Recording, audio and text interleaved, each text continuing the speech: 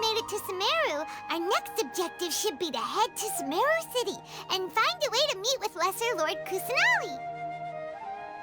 And speaking of Lesser Lord Kusanali, even though we haven't heard too much about her, she doesn't seem to be the same deity who abducted your brother.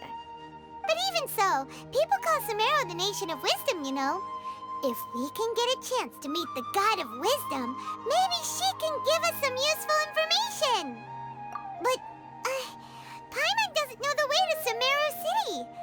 Maybe we can climb up to that spot with the statue of the Seven on it. That'll give us a way better view of things. Even if we can't see exactly where the city is, at least we'll be able to check for some smaller settlements nearby.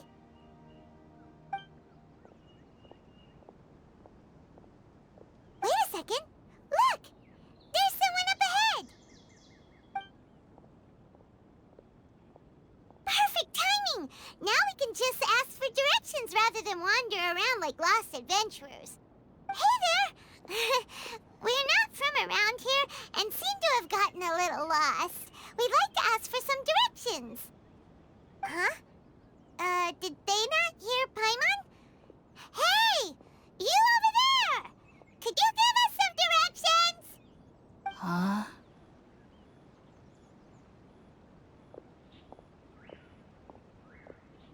What's going on here?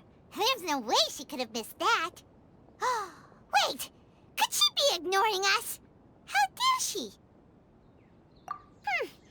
Well, even so, she might be heading someplace where we could find other people to ask. Let's keep our distance and follow her. When we get the chance, we'll just ask someone else for directions.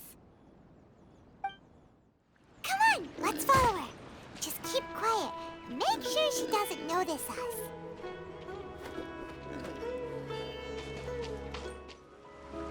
Huh? She just walked near that small waterfall and then suddenly vanished. Let's go take a closer look.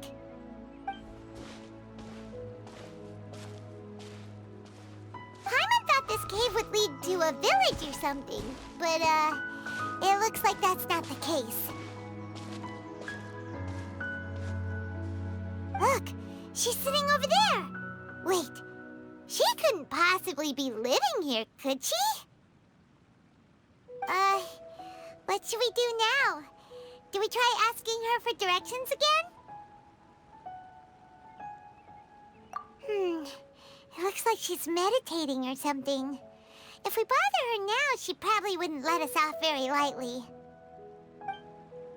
Oh! What a lovely smell! It's coming from that sensor over there. This is definitely not your typical place to call home, but at least it smells nice. Maybe living here wouldn't be too bad after all.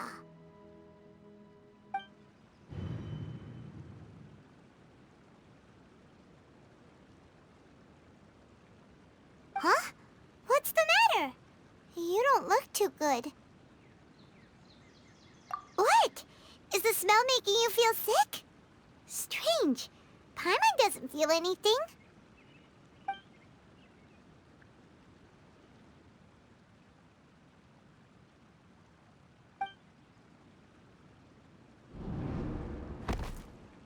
What's happening? Traveler? This is no time for a nap. Oh, come on, wake up.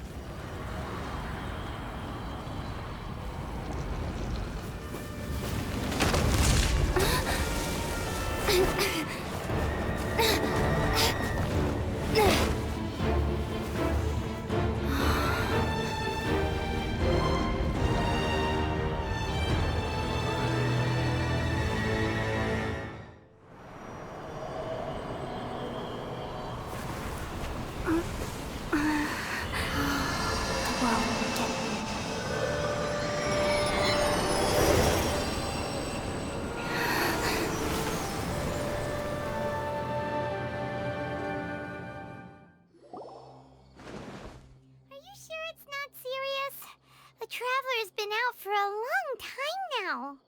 Yes, you can relax. Believe me, Master is extremely knowledgeable. If he says that she's going to be alright, then there's absolutely nothing to worry about. Oh, are you awake now? Oh, thank goodness! Traveler, you're finally awake!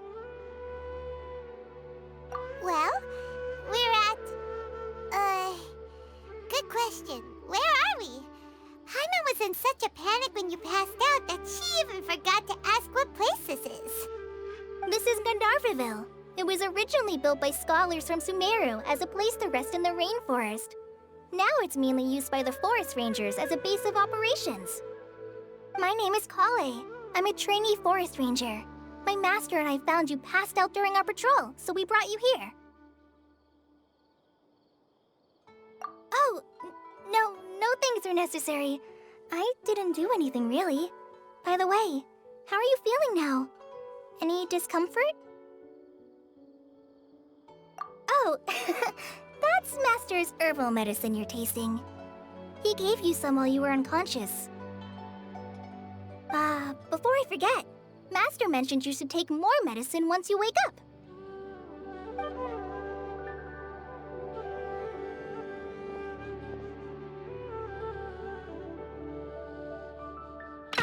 Whoops! Kale, what's the matter? Were you trying to retrieve the medicine? As I've already told you, you must be careful with these. All right, I'll get it for you once I'm finished here. Sorry, Master. Now, the guide to Avidya Forest's edible fungi is clearly posted on our bulletin board. But if Farbode forgets which mushrooms to avoid one more time, I'll have no choice but to leave the guide somewhere a little more visible.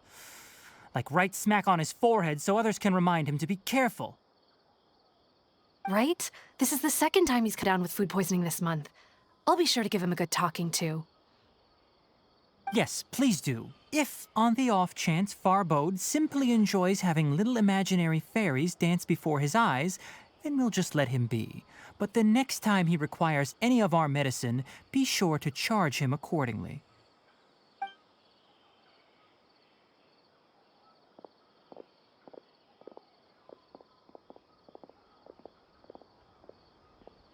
So, how are you doing? Feeling better? Oh, this is my master, Forest Watcher Tainari. He is chief officer over all the rangers here in Gandharvaville. I already informed Paimon about the reason you fell unconscious earlier. But now that you're awake, let me explain it for you as well. It is common practice for Sumeru scholars of certain darshans to dedicate themselves to training and meditation in isolated areas, particularly the nearby forests. While meditating, they use a certain incense known as spirit borneol to help calm their minds as they enter a state of deep rumination. In hopes of asking directions, you two followed a scholar named Hypatia into her cave. The incense you smelled inside was the spirit borneol I just mentioned. That incense typically has no effect on most people, but for a very select few, it can have profound effects on one's cognition, as you experienced firsthand. Does that make sense? Very good. Now, answer me this. Did you feel anything after passing out? Say, any out-of-body experiences? Or did you see anything while unconscious?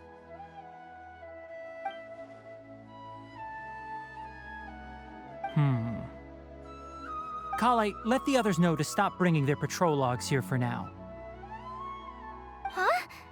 Why? Because these two will be staying here for the next few days. They can have my room and I'll bunk with Amir. Now get a move on and be sure to do as I've said. Yes, Master Tainari.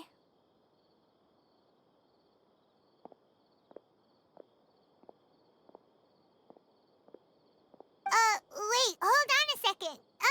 Can you tell us what's going on? Sure, let me fill you in. I originally planned to send you on your way once you finished your medicine. However, it appears now that you should stay a while longer in Gandharvaville, for further observation while you recuperate. Further observation?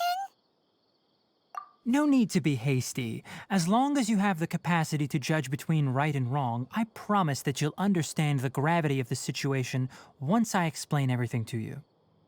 Based on what you saw after smelling the incense and losing consciousness, we can conclude that you experienced a powerful hallucination, which suggests your mental state is not in the best of shape. If you're skeptical, have a whiff of this. Whoa, are you okay? You're experiencing a similar sensation as when you passed out, aren't you?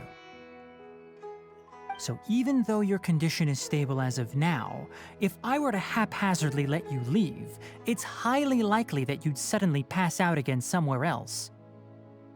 The rainforest is home to many fierce animals and hazardous areas. If something were to happen to you again, I'm afraid you might not be so lucky. For now, I suggest you continue taking your medicine each day and avoid wandering off on your own. At least until you stop having adverse reactions to this kind of smell, okay? Good. Now continue resting while I fire up another bowl of medicine for you. Seriously? We just arrived in Sumeru and we're already having problems left and right! Paimon knows we're set on meeting Lesser Lord Kusanali as soon as possible, but you really don't look too good. It'd probably be best to let you recover first. Hey! Are you even listening to Paimon? Paimon's over here worrying about you, you know! What's weird? You mean how you're feeling now?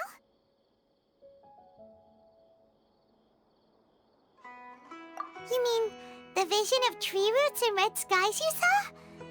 But if those weren't hallucinations, what could they be?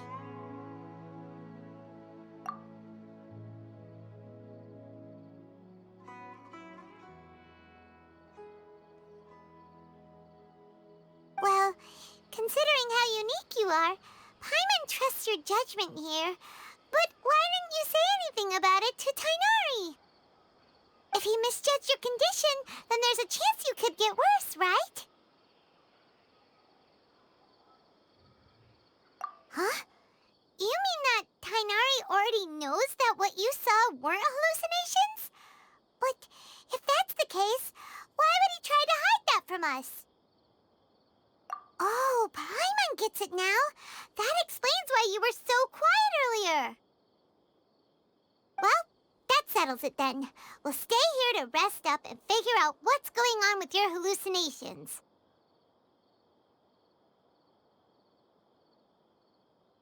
But it seems like asking Tighnari might not be an option anymore. What do you think we should do? Good idea.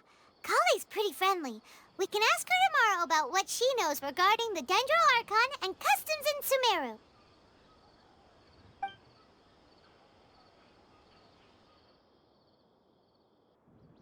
Rise and shine! Come on, it's time to go find Kale! All right, next let's see your right hand. Yes, not bad. But please remember that you still need to be careful. Understand? Yes, I will. By the way, Master, I still haven't received the patrol route for today. Look, Kale, today's patrol will be a long one, so you won't be coming along this time. Besides, there's a chance we may encounter... well, you understand. But I have a vision too! Am I useless to everyone now? Don't talk like that, Kale. This is not something you need to be worrying about right now. Ah, there you are. Feeling any better?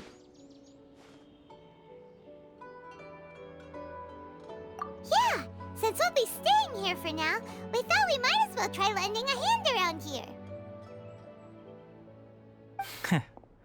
Seems you're not the type to sit back and take it easy for a while, huh? In that case, perhaps Kale could take you two for a patrol south of Gandharvaville for the day. And if you're feeling up to it, you can be responsible for cleaning the Statue of the Seven. Tainari, we're ready to head out. Roger, I'll be right there. All right, we'll be heading into the forest now. I'll leave any further details to Kale. Yes, you can count on me.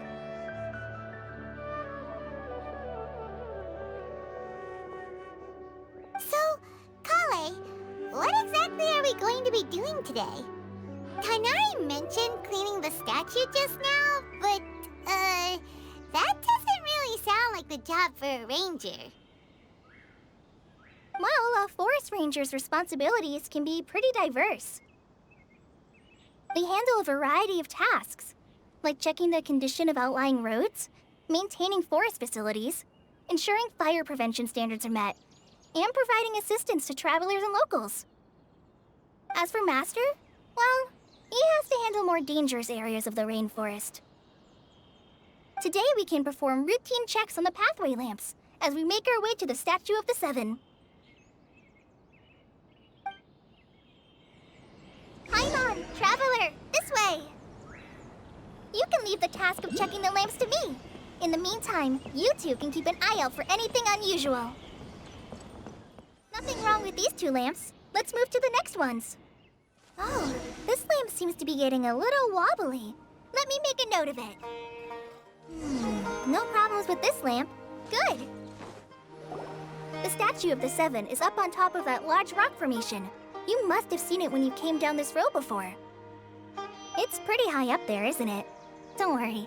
If you're afraid you can't make it up there, I'm sure Master wouldn't mind if you don't clean the statue. Oh? I guess I'll leave it up to you then. There's not much footing once you reach the statue, so be careful up there. Paimon will fly up with you and help you with those hard-to-reach areas. By the way, Kale, do you know anything about the Dendro Archon? You know, what's she like? That depends. Are you referring to Greater Lord Rukkhadevata or Lesser Lord Kusanali? Huh? Greater Lord Rukkhadevata? Oh, is that the name of the former Dendro Archon? Uh-huh. Greater Lord Rukkhadevata was Sumeru's first Dendro Archon. She created the rainforest as well as the wall of Samiel around the desert. Her works provided a means of peaceful living for everyone. To the people of Sumeru, she's not only a symbol of wisdom, but also of power and kindness. Unfortunately, she disappeared in a great calamity that occurred a few hundred years ago. According to what Master has told me, the sages later found the newly born Dendro Archon and whisked her back to Sumeru. To celebrate the reinstatement of their lost deity, the sages dubbed her Lesser Lord Kusanali and let her reside in the sanctuary of Siristana. Uh-huh. Then what happened? Well, and then... I'm not too sure what happened, to be honest. Huh? You're not too sure? But aren't you from Sumeru? Yeah, I'm from Sumeru. But... Maybe it's difficult to discuss this topic with strangers. If that's the case, then don't worry, we understand. No, it's not that. I'm not trying to hide something from you. Besides, I don't consider you two strangers. Anyway, you two know Amber, right? Wait, Amber? You mean... Yes, that's her. I once lived in Mondstadt for a while, and she helped me a lot during that time. You could even say that she helped me become a new person. There's no one like Amber.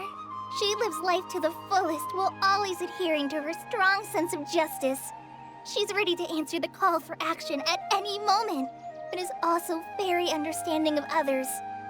She's like the spark that lights the fire in everyone's heart around her.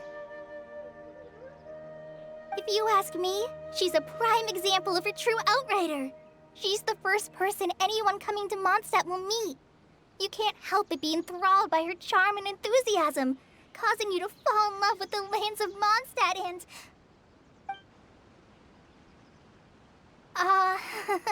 sorry. Paimon thought the work of Outriders was a little different from what you just described, but one thing's for like Amber? Sorry. I was rambling on just now. It must have sounded kind of weird. It's alright, Kale.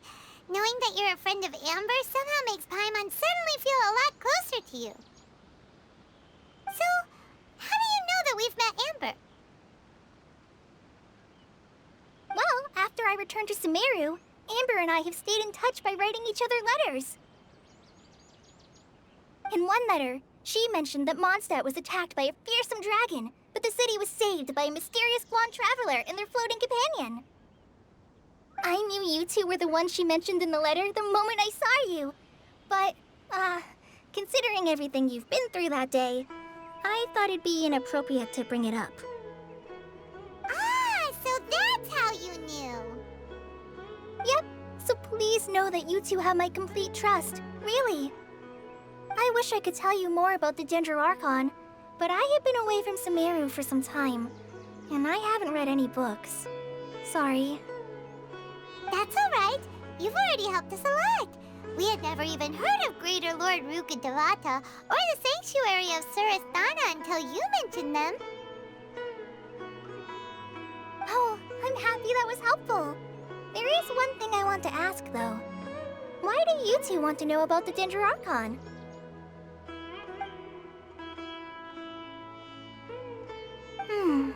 So that's why you're here. Thank you for telling me your story. Don't mention it. We are friends after all, right? Alright, we have a statue to clean. You both have my thanks. While you two are up there cleaning, I'll go ahead and inspect the forest canopy. Let's meet back here shortly. Huh. Now that Paimon looks at it, the deity that's carved on the statue is kinda small. Do you think she's supposed to be Greater Lord Rukkhadevata or Lesser Lord Kusanali? You might be right. The statue does look kinda old. Well, anyway, we'll have to figure that out later. Let's get started on cleaning the statue. Paimon will fly up and take care of the top, and you clean everything below.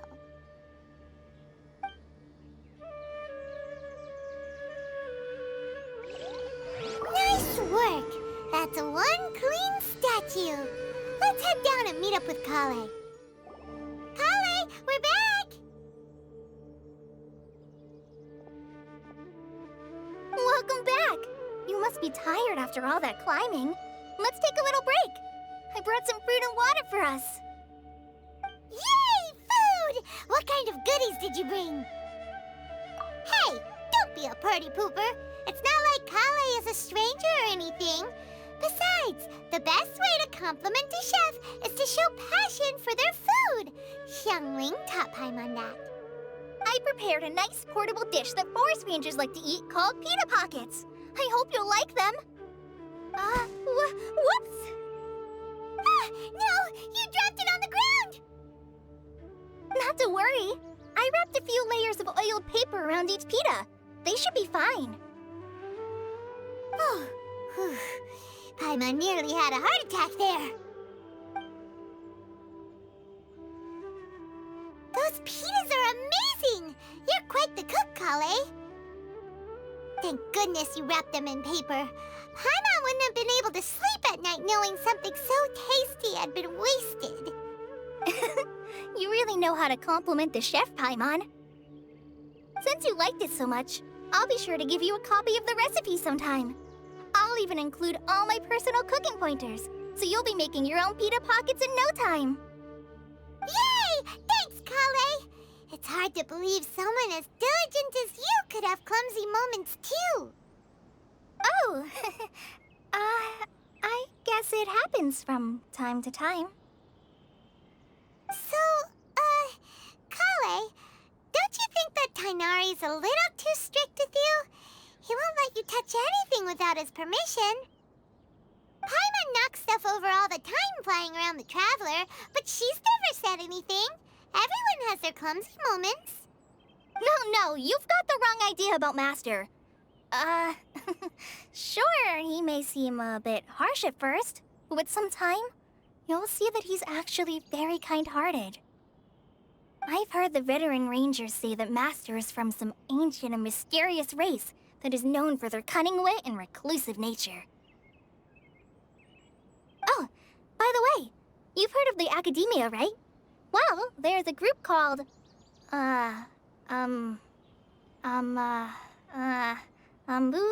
something? Well, anyway, because Master does a lot of research on plants, sages from the Academia have written him many times, inviting him to take up an official position there. But Master declines their offers every time, saying, Sumeru City is too noisy. It'd be bad for my ears.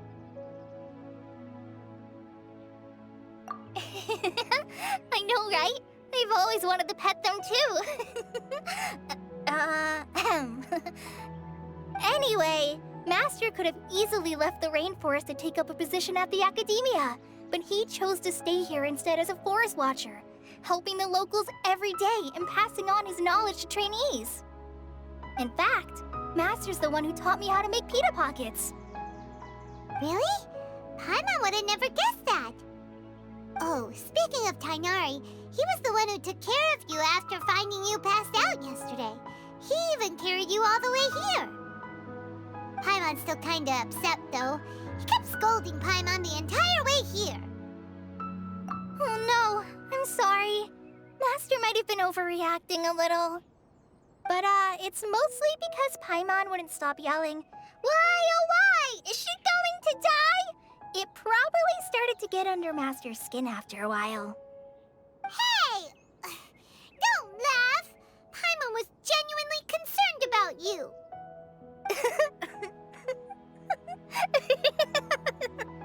Hey!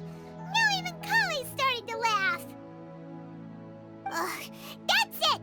Paimon won't forget this! It's time for some Paimonial wrath! No! Don't touch me!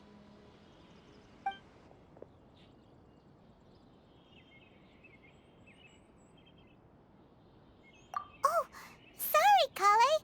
Paimon didn't mean to scare you. No, I just... I didn't mean that. Kale, are you okay? What's the matter? No, I'm fine. I'm sorry. I must have startled you both reacting like that. Oh, well, it's getting late now. Let's hurry back to Gandharvaville. I think Master and the others should be back by now, too. Huh? What was up with Kale just now? And why is she in such a hurry all of a sudden? Look, she's practically running back. Paimon can't even see her now.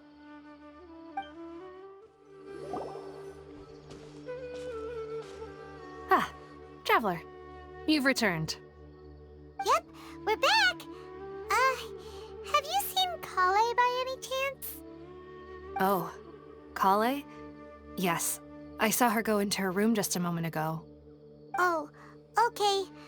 Guess we'll just have to wait and talk to her tomorrow then. Paimon was thinking all night about what happened with Kale, and still can't figure out what the problem might be. Maybe she's in a better mood now. Let's go check on her. Ah, it's you two. I was just about to go look for you. Huh? Tainari? What are you doing here? Where's Kale? I came to check on Kale's condition.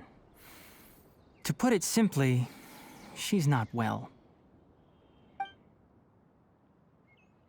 You mean she's sick? How could she be... Oh, wait a minute. Could it be because of what Paimon did yesterday? No need to worry. Something as small as you could never harm her.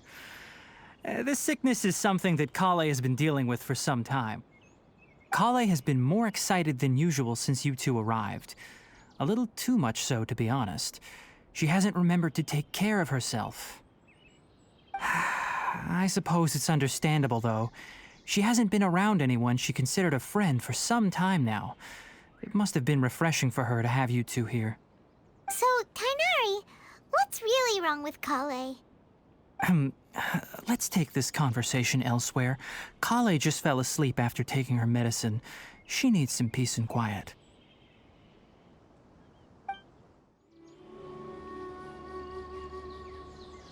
All right, let's continue our conversation here, shall we? To be honest, I hadn't realized that you're that honorary knight from Mondstadt until Kale told me just now. I've also heard all about your deeds in Liyue and Inazuma. So, just to clarify, what I'm about to tell you about Kale is not because of who you are or your past feats. Instead, I am going to tell you because, well, because Kale asked me to.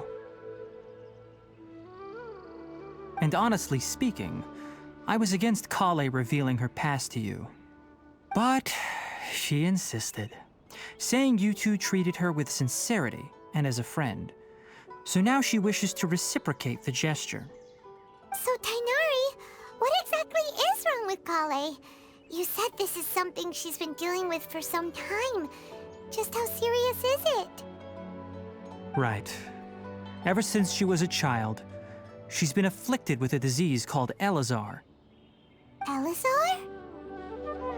Yes, it's a disease unique to the lands of Sumeru. It is characterized by dark and hardened scales that form on the body. At first, the afflicted may only feel mild numbness on the affected area of the skin. However, as the disease progresses, one may begin feeling fatigued and even experience peripheral paresthesia. In its final stages, the disease strips a person of the ability to control their own body, and they effectively become completely immobile. That sounds terrifying. Wait, hold on. So when Kale seemed to be acting a little clumsy earlier, it was because... Correct. That would be the effects of Elazar, which is precisely why I do not want her carrying or holding anything, lest she ends up hurting herself. With appropriate treatment, the disease can be effectively controlled before it progresses to a more serious stage. However, there is unfortunately still no true cure for Elazar. Nevertheless, Kale's mother still hoped that there was something out there. She handed Kale over to an organization known as the Fatui after one of their members lied and said they had a cure. What? The Fatui? Ah, it appears you're already familiar with them. That'll save me some explanation. Anyway, the person who eventually rescued Kale and brought her to me for care said that she had been given to a harbinger known as the Doctor. I have no idea how this doctor managed to do it, but her case of Elazar was completely stable for all the years that Kale was with them. However, Kale's days with the Fatui were anything but pleasant. Kale is a resilient individual and always tries to appear cheerful, but her experience with the Fatui has left deep scars. Even now, she can still feel deathly afraid of someone touching her. Oh, Paimon had no idea Kale's been through so much suffering. Oh, by the way, Paimon, Kale wanted me to tell you that she's sorry for scaring you yesterday. She also wanted both of you to know that she's sorry for hiding her illness. She doesn't need to apologize. None of this is her fault at all. Well said. I hope you'll get a chance to tell her that in person the next time you see her. Kale once thought that it would be impossible for her to have any real friendships. I trust that you two will never let my trainee experience such emotional pain again. Don't worry, Tainari. We'll take good care of her. Well, it's not too serious at this point. She overexerted herself the last couple of days, which is what led to her breakdown this time. As long as she has taken her medicine and gets plenty of rest, she should get better. Though, I must admit that Kale's condition was much more stable when she first arrived here in Gandharvaville. She was interested in the work of the forest rangers the moment she saw us. I could see that she was serious about learning, so I felt compelled to ask her to join us. Her stamina has gotten much worse recently, Though a moderate amount of physical exercise is always necessary, I'm afraid the long-distance patrols are a little too much for her now. All right, now that I've told you about Kale's past, I think I'll head into the rainforest to find some ingredients needed for her medicine. I'll see you two later. Yeah, we'd like to do something to help Kale too. All right, but I must warn you two. The rainforest is a dangerous place, especially for someone who's still recovering like the Traveler. You must follow closely and listen to every instruction. No problemo. Let's go then. We'll be looking for a plant known as lunar lotus. It's often used to help those afflicted with Elazar recover their energy. Hey, Tainari, where exactly are we going to find this plant? Lunar lotus can be found all over the rainforest, but it often grows right here around Gandharvaville. Given the name, it sounds like we should be looking for it in the water. You are correct. Lunar lotus grows in the water. When fully matured, they look like giant blue flowers floating on the water's surface. Quite an attractive species, if you ask me. The large petals are actually the plant's leaves and sepals, which surround a very small flower. You should note that many of the plants found in Sumeru have names that are contrary to their species. Take the Kalpalata, for example. The plant is not a lotus at all, but rather a vine. And then there's the Sumeru rose, which is not a rose, completely contrary to its name. Oh, okay then. Note to Paimon, never bring up the topic of flowers with Tainari. There should be lunar lotuses growing somewhere in this area. Let's split up and begin searching. If you could manage to gather 4 of them, that would be sufficient. We'll rendezvous here once you've gathered the needed amount. Hey, Tainari, we found the lotuses you requested. Let me take a look. Good, very good. These are all excellent quality. I'm quite glad you two came along. Your exploration experience helped save me a lot of time here. It seems we even have enough time to stock up on some other things I need. Hey, Tainari!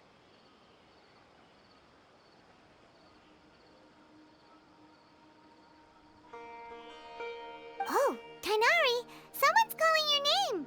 They're dressed like a forest ranger. Ah yes, that's Amir and the others. But didn't they just set off not too long ago? What are they doing back so early? Let's go find out what's going on.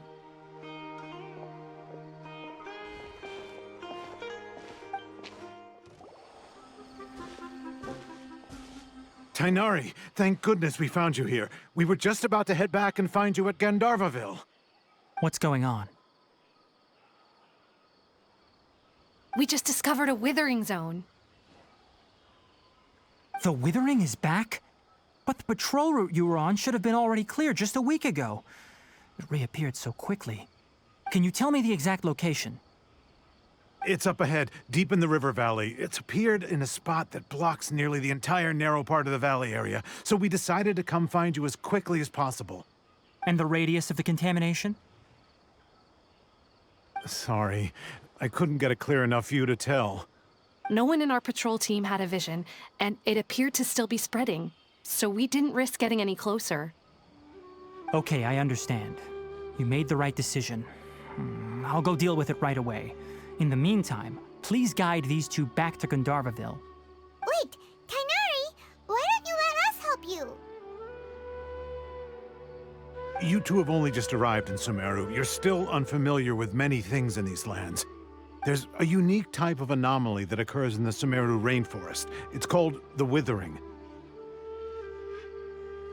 The affected areas not only cause nearby vegetation to wither, but it's also lethal to wildlife and even people. If you don't carry a vision, then you should think twice before approaching such places. Yes, Amir is absolutely right. I wasn't kidding when I said the rainforest is a dangerous place.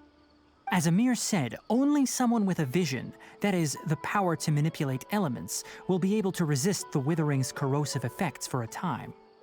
That's right. If any of the forest rangers without a vision come across a withering zone, we first make a record of the location and then have a ranger with the proper abilities deal with it, like Tainari here. Only someone with a vision can venture within a withering zone and find a way to deal with it. But you don't seem to carry a vision. Don't worry, she may not have a vision, but she's a real pro at using the power of the elements. It seems the rumors about you are true. In that case, all right, you two may accompany me.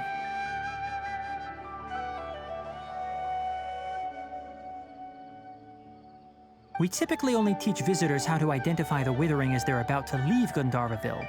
We'll make an exception today and show you what it looks like up close. Stop. Don't move any further. Look there in the distance. Huh? Where? Oh, look! Those plants have withered. That whole area is kinda gloomy. Even the air looks like it's filled with ash. Oh, Paimon doesn't like the look of this. That is the withering. All right, traveler. We're going to have to enter that withering zone. Once inside, we'll need to look for what we call tumors of the withering. If we eliminate those, then the area will be saved. Thank you, but I must warn you. Don't push yourself. This is your first time handling this sort of thing, after all. Even with elemental powers, once you step inside the withering zone, you may experience extreme discomfort. If at any point it becomes too much, return outside the zone and take a breather. It could become a matter of life and death. You ready then?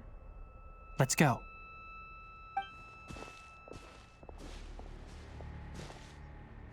First, we must locate any branches sustaining the withering zone. Great work. Now that all the branches have been cleared, we'll need to take care of the tumor.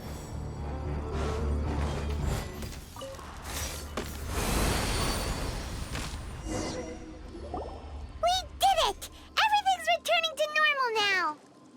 Yes, thanks to you two. We were able to quickly restore this area back to normal. Tainari? You make it sound like we did well, but why does Paimon have the feeling you're worried about something? It's that obvious, huh? All right, it's like this. Recently, the rate at which the withering zone appears has been increasing. Even though we were able to quickly clear that withering zone, it won't be long before another one appears. If that simply meant more work for me, then that wouldn't be an issue. But it's far more severe than that. The withering is leaving lasting effects on the rainforest itself.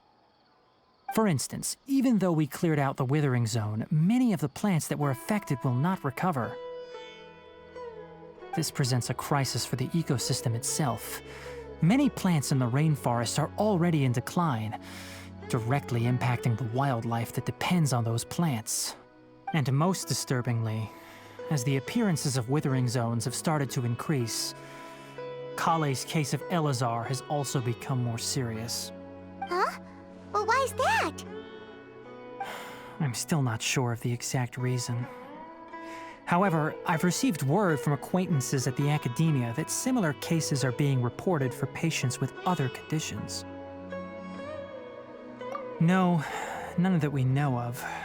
The withering has been recorded in Sumeru for millennia. It's said that it originates from the depths of the world.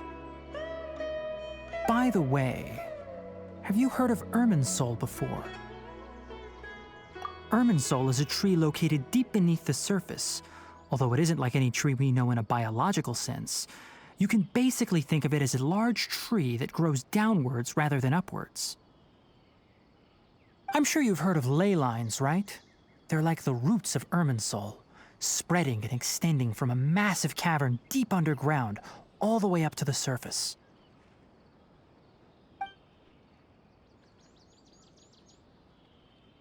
Ley lines continually absorb the memories of this world, which are then funneled into Irminsul, allowing it to collect knowledge and wisdom from ancient times to present day. The Dendro Archon is known as the God of Wisdom because her consciousness is directly connected to it. It is also said that the Dendro Archon's power is a manifestation of Irminsul. And as for the withering, its emergence is related to a disease that's affecting it. That's right. My ancestors learned of this from Greater Lord Rukkhadevata's familiars a long time ago. But even those mysterious creatures did not know of a cure for Irminsul. I'm afraid we Rangers will be battling the Withering Zones here for a long time until a cure is found. All right, that's enough on this topic for the time being.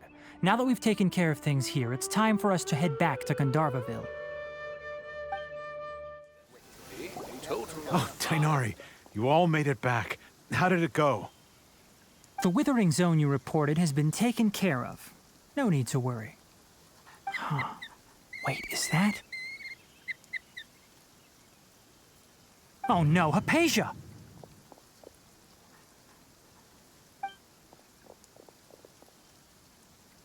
Huh? What's wrong, Tainari? This Duskbird is Hypatia's designated courier for urgent news. You do remember her, don't you? She's the scholar you and Paimon were following when you first arrived in Sumeru. Oh, her? How could we forget? So did something happen? Let me see what's written in the letter first. So what's it say? And what's with that weird expression on your face? Just let Paimon read it. Huh? All Paimon sees are 3 squiggly lines. Yes, allow me to explain. After we brought you from Hypatia's cave to Gandharvaville, Hypatia resumed her meditation. She must have just finished. It's been nearly 3 days since she's had anything to eat, and it appears she's forgotten to prepare some rations. This letter is her asking us for help. We need to go. What? You mean she's been sitting there for 3 days? Hey, wait, how did you know all that from just a few lines on the paper? Well, obviously because this has happened before. Last time she drew 5 lines, and by the time we found her... Well, I'd prefer not to remember that. Needless to say, Hypatia's been through worse, but we should still get to her as quickly as possible. I've got some emergency rations set aside for times like these. Paimon, Traveler, could you two bring these to her? Wait, you want us to bring her the rations? But will the Traveler be okay if her cave is still filled with that funny incense? Let's find out. Here, Traveler, take a smell and see. So, how do you feel? Huh? Really? You're not feeling even a little drowsy? But wait, how'd you know that she'd be okay this time, Tainari? Back when we were clearing the Withering Zone, I observed that she could adeptly manipulate the Dendro element. I knew then that she would be fine. And if I may ask, when I was telling you two about Irminsul's ley lines, was what I described similar at all to what you saw while you were unconscious? That's correct. Those weren't hallucinations at all. Though I don't intend to apologize for deceiving you. Because what you saw is of significant importance. Not just for the nation of Sumeru, but the entire world of Tevat. My forefathers were shown much favor by Greater Lord Rukkhadevata. We took an oath to protect this nation together with her. Now that that duty has fallen to me, it was part of my responsibilities to ascertain whether you could be entrusted with the fate of Sumeru. Now, after seeing you in action with my own eyes, you have earned my confidence, and I no longer feel the need to hide any secrets from you. When you passed out, your consciousness had connected directly with Irminsul. What you witnessed were actually real memories contained within Irminsul itself. I could try to tell you more, but it would be better if you went to ask Hypatia instead. Her focus on meditation and use of Spirit Borneol are aimed at establishing a connection with Irminsul, just as you did. That sounds nice and all, but will she really help us? Seriously, she completely ignored us the last time we tried talking to her. That was because when you ran into her, she was in a special phase of her training. During that time, she must avoid communicating with others. Please, wait here for a moment.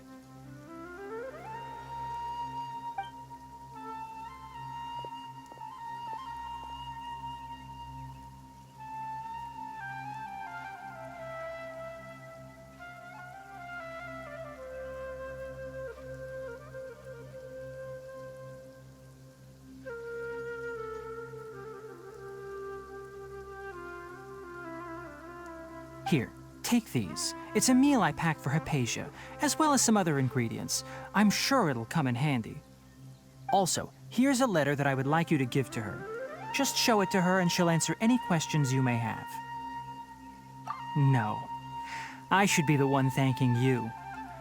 You've both been a great help these last few days. Hypatia should still be in the cave. Let's go inside and see how she's doing. Hello? Hypatia? Hey, there's nobody here. Maybe she went out to look for some food. Let's try looking around the area.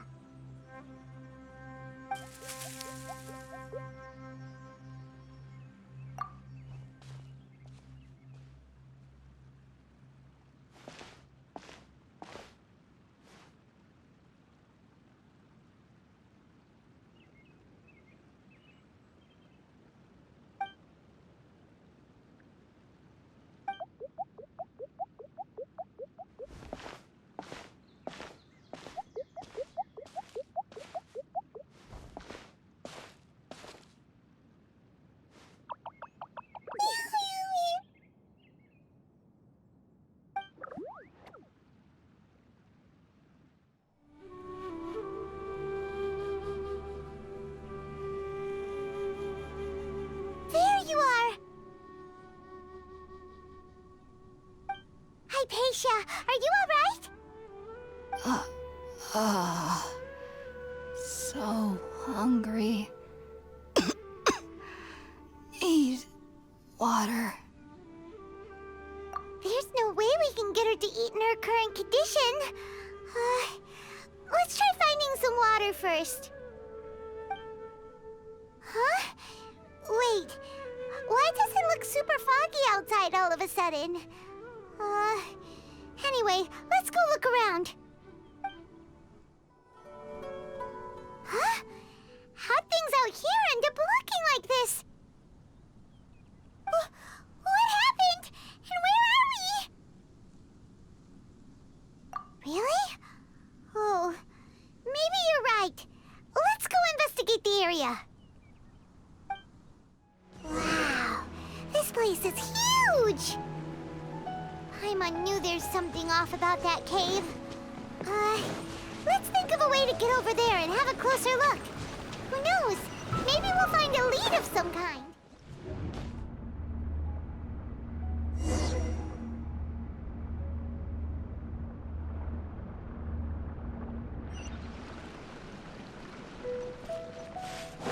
Huh? What happened just now? Why'd everything around us suddenly change?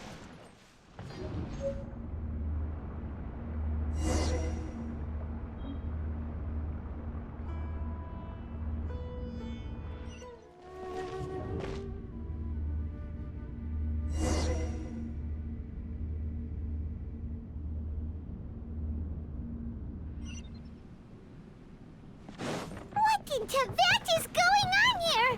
This place is getting weirder by the minute. Hey, what's the matter? You don't look so good.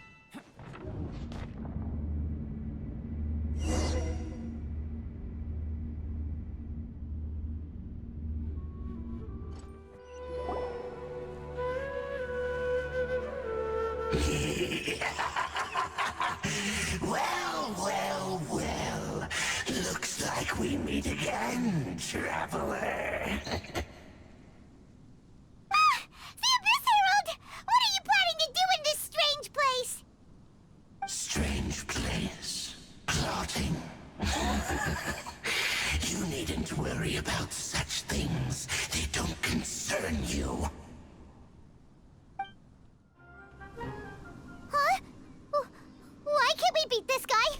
Oh, Paimon doesn't get it! We've faced others like him before! What's wrong this time? Traveler, though you may have managed to avert countless crises before, your good fortune was bound to end sooner or later. It's time you realize how weak and powerless you really are. Your brother. Oh, pitiful traveler. Are you really so just living in complete denial. His Highness has long since forsaken you. Your meager existence in his eyes is that of an annoying bug, only to be stepped upon. The bonds of love and family which drive you to find your sibling are utterly gone. Your journey is meaningless. But don't you fret now. Today will be your last. Now die!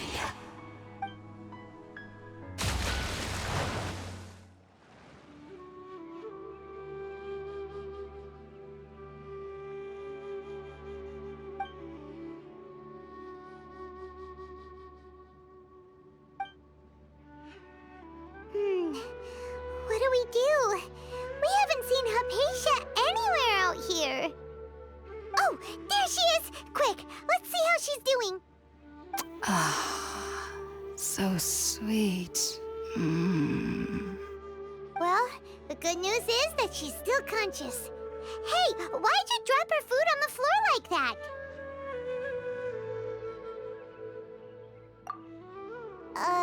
Are you okay? That's really not like you. Anyways, we can talk about this later. We better make sure she's all right first.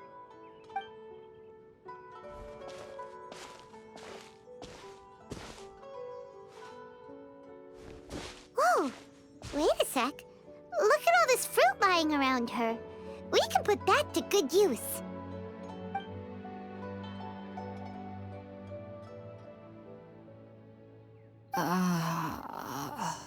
Who is there? Tainari, is that you?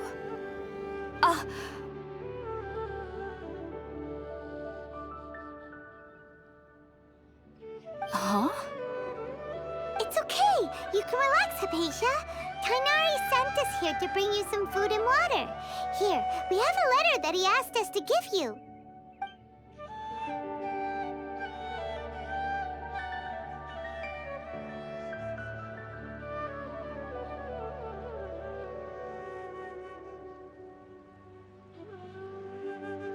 I see. So, you're friends of Tainari. I apologize for all the trouble I've caused you. I'm grateful that you came so quickly to save me. You even brought all this fruit. Well, actually, we didn't bring the fruit. It was already here when we arrived. We were kind of wondering about that, actually. When we found you here, there was all this fruit lying around and even some juice dripping from your lips. How did you end up like this anyway? Oh, really? I seem to understand now. All the fruit was likely from my, neighbor. Must have come by and saw me like this. Your neighbor? You mean there's someone else living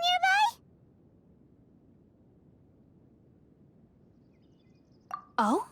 So you're able to see them too?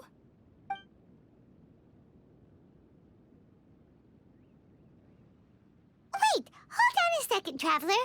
You say that before we arrived, you saw some mysterious creature and suddenly had a strange dream? Isn't that a little too crazy to believe? No, I actually do believe what the Traveler is saying. I myself had a similar experience once before and ended up scaring my timid little neighbor here. You needn't worry. They mean you no harm. They only dragged you into the dream because they hoped to buy themselves a little time in order to scurry away. So, Hypatia, just what kind of creature is your neighbor exactly? I'm not sure what it's called, to be honest. But I do know that they have some sort of deeper connection with the Dendro Archon. I know this because the first time I saw them was also the exact day my consciousness was able to form a connection with Irminsul. Even after I opened my eyes and stopped meditating, my heart was still pounding, and my mind was racing with all the knowledge that I had touched. And at that very moment, I suddenly noticed a small figure at the opening of the cave. In my curiosity, I began to walk over to the creature. They must have already been used to me living in the cave, because they didn't seem to mind me approaching them. They just kept doing whatever they were up to. It wasn't until I crouched down next to them that they suddenly realized that I could see them. Oh, and then? And then I had a dream. By the time I came to, they were nowhere to be seen. I was convinced they'd never show up again. But sure enough, I saw them nearby a few days later. And they weren't alone. I feel like they aren't as afraid of me as the first time I approached them. But I never would have expected them to save me. Yes, no doubt about that. By the way, Tainari mentioned in his letter that you had questions for me regarding Irminsul.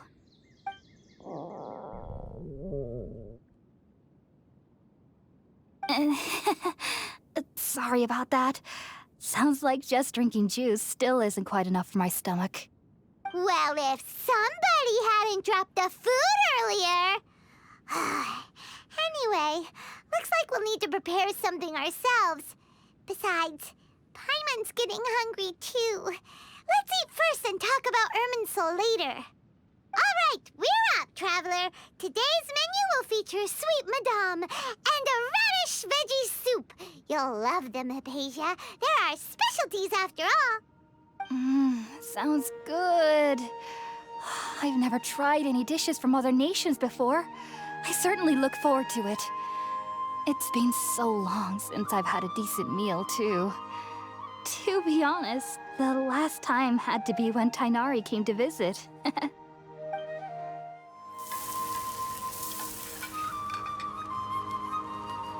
done! Let's use the empty box that Tainari gave us since we already watched it. Oh, it smells amazing! And the box is a nice touch, too! Let's go serve this up and start eating with Hypatia! Are you already finished cooking? Smells delectable. I'm truly thankful whenever I can enjoy a proper meal like this. Cooking really isn't my forte.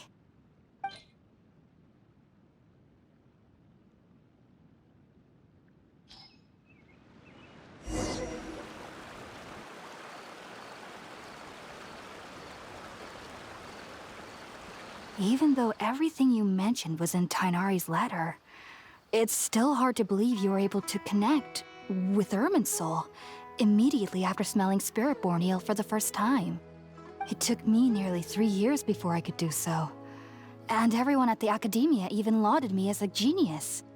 You should know that some researchers spent their entire lives without ever successfully connecting with Irminsul as you have.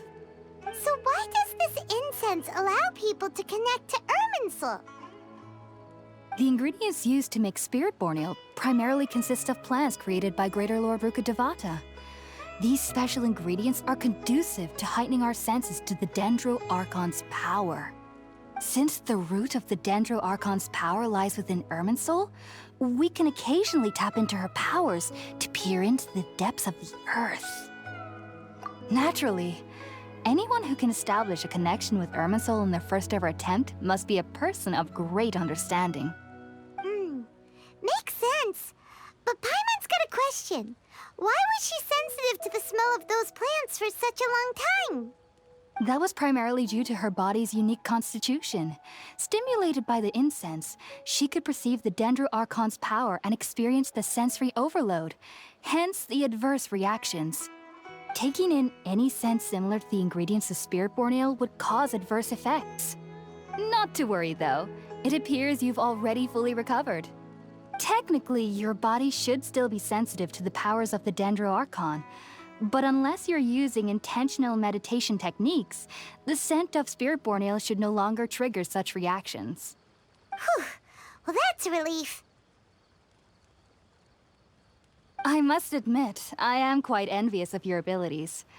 Even if it meant suffering from pounding headaches for the rest of my life, I'd consider it worthwhile so long as I could connect with Irminsul at will.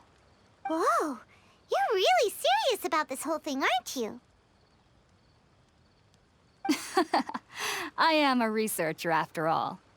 As a member of the Ritaoist Darshan at the Academia, My main area of research is the stars and their connection to the fate of living beings. But there is still so much we don't know, especially regarding the mysteries that lie in the starry skies. Which is why I must turn to the all-knowing Irminsul for answers. If only my perception wasn't so limited. Unfortunately, I cannot guarantee that my every attempt to attune with Irminsul will be successful, or that doing so will leave my consciousness intact. I am currently in the stage of training known as Satyavada life. Many researchers in Sumeru have lost their minds while seeking to attune with Irminsul during this stage. Sages have said that Irminsul contains divine knowledge, and touching such knowledge without the proper preparations and abilities will only lead to one's mind caving in on itself. That's why we meditate alone. We need to ensure that our minds will be calm while minimizing the possibility of involving anyone else. Whoa, so knowledge from Irminsul can be super dangerous. Aren't you afraid of the risks, Hypatia? Of course I do. Especially during nights that are pitch black with no moonlight, and dead silent without even the sound of insects. However, I've been feeling better as of late. I don't get as scared anymore knowing that I have a little neighbor living nearby. I believe that being able to see them is a sort of blessing from the Dendro Archon. But what's strangest of all is that they're clearly an envoy of the God of Wisdom herself. And they have the curious power to make people dream. What's so strange about that? It doesn't sound so out of place for a divine being, does it? Well, it's strange because nearly nobody in Sumeru can ever dream. Huh. Is that true? Yes, well, to an extent. Only children can dream in Sumeru. Adults, however, never do. The sages say that wisdom implies rationality, but that which occurs in dreams is often neither rational nor logical. Yes, if one struggles with anxieties, those emotions could influence their dreams. The fact that the people of Sumeru do not have dreams is seen as a blessing by the sages. They believe that Greater Lord Rukkhadevata, the god of wisdom, is keeping us away from the foolish delusions you encounter in your sleep. I was born into a family of scholars in Sumeru City. Ever since I was a child, my parents would always tell me that I'll know I've grown up once I stop dreaming. I studied hard, enrolled as a student in the academia, and went on to become a researcher. Sure enough, I never dreamed again. But then, on the day I scared the little Aranara, I suddenly saw a dream again. It was incredible. Though I don't exactly remember what I saw, I clearly recall the feeling. I suddenly felt like I was a child again. Back then, I was foolish and ignorant as any youth would be, but I was free of fear. Maybe dreaming isn't as bad as we've made it out to be. Just be sure not to speak of this if you travel to Sumeru City.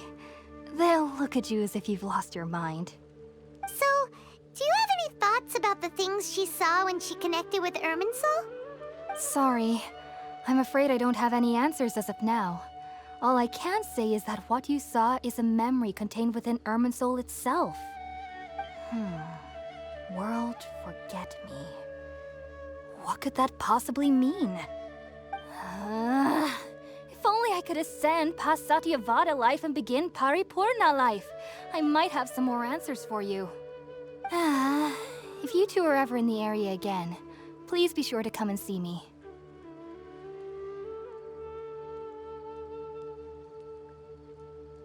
There's no need to be thanking me. You two are my saviors. Besides, I'm already looking forward to tasting some more of your cooking.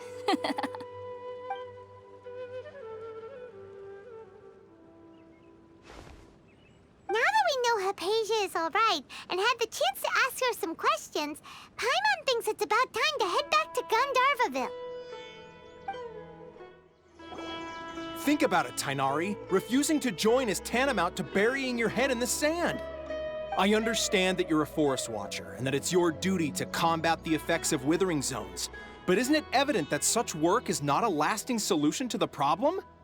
As Sage Kage clearly stated, your presence and guidance in Sumeru City is pivotal in finding a cure for Irminsul. How could you possibly refuse? Keep your emotions in check, Gulam.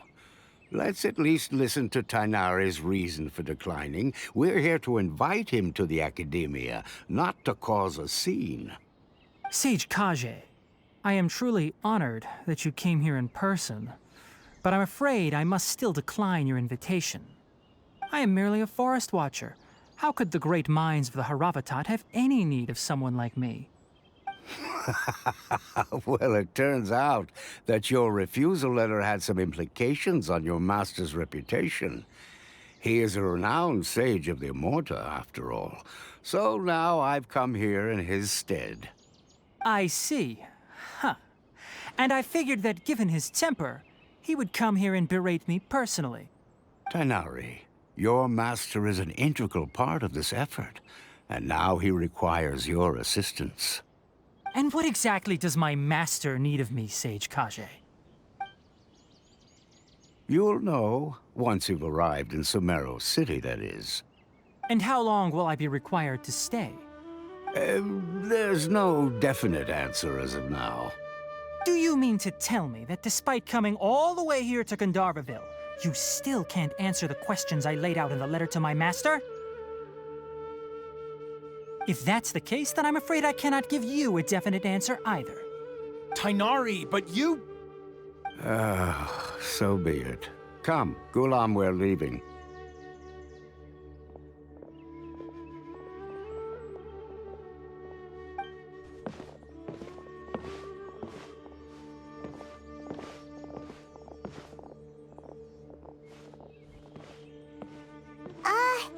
Tainari, what was that all about?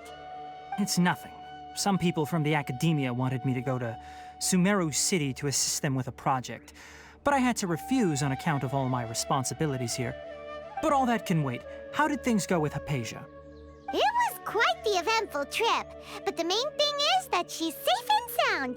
She answered a bunch of questions for us, too. Very good. Now that the traveler has made a full recovery, there shouldn't be any reason for you to tarry here longer. I assume you will be heading to Sumeru City, correct? That's right. We want to meet Lesser Lord Kusanali and ask her for advice. Do you have any idea on how we can find her? Sorry. I'm afraid I don't have any advice for you there. Well, do you at least know anyone we can try asking in Sumeru City? Let me think.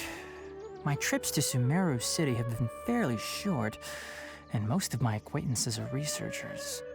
How about this? I'll write you a letter of introduction that you can give to a researcher I know.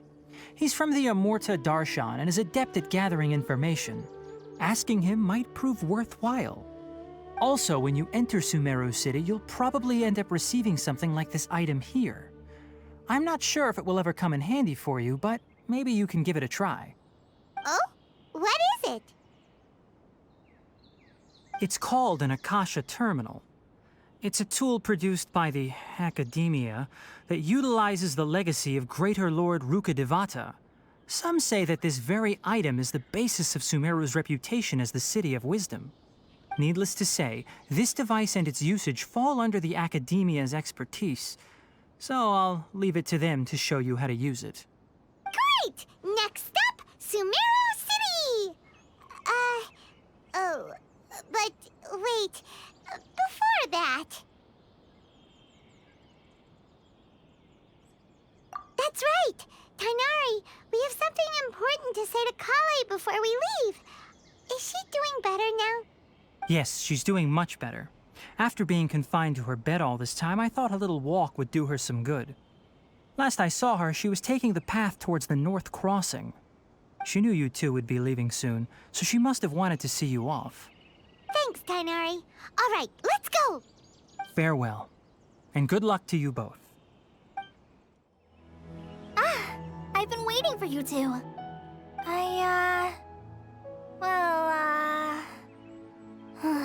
Never mind. I guess I should just wish you two a safe and successful journey. Thanks for waiting here just to see us off, Kale. We're headed to Sumeru City. Don't worry about me. I can take care of myself. My condition won't be getting in the way of my duties. I want to be a forest ranger after all. It's up to me and the others to protect the rainforest here. And, I'm sorry. I should have told you both about my condition when we first met. I just wanted you two to treat me as a normal friend, not some girl that needs your sympathy. But I guess now I understand that the most important thing is for friends to be genuine with one another. There's no need to apologize, Kale. We should be thanking you for trusting us enough to be your friends and sharing your past with us. We're probably still gonna worry about your condition, but that's because we're friends and we care about you. Thank you. That means a lot. Before you leave, I have something for you. Oh? What is it? It's my recipe for pita pockets. I told you that I'd give you a copy, remember? My handwriting is a little, messy, so please don't laugh. Yay! Thanks, Kale. Now we can eat those scrumptious little pitas whenever and wherever we like. I hope that whenever you eat them, you'll both remember your time here in Gandharvaville. Well then, I, trainee Forest Ranger Kale, bid you both farewell. Please visit Gandharvaville again. The Rangers will always be ready to assist you here.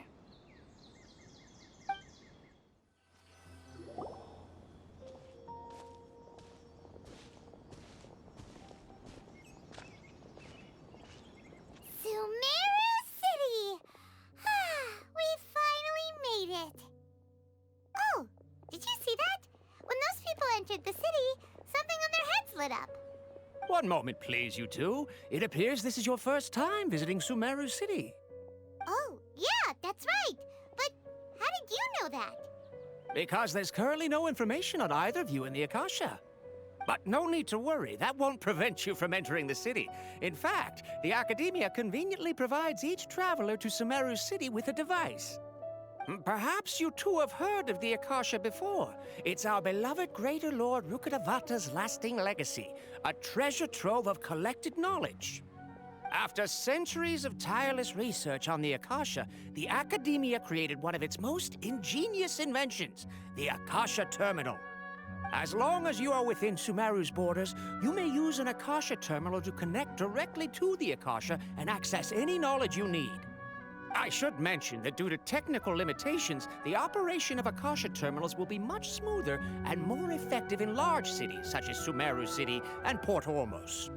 Oh, so this is the thing that Tainari was telling us about. It sounds pretty amazing. You two are quite fortunate. Until recently, it was standard practice to only issue Akasha terminals to outlanders who spent an extended amount of time in Sumeru. However, this policy was recently changed, and now all travelers are issued one upon arrival. Here are your Akasha terminals. Please handle them with care. It kinda looks like a leaf. To activate it, simply hold it in your hand and say the following phrase to yourself. May the mighty God bless us with their voice of wisdom. Oh, since this little doodad lets you access knowledge, maybe we can use it to find a way to meet Lesser Lord Kusanali. Let's give it a try. Ahem. May the mighty God bless us with their voice of wisdom.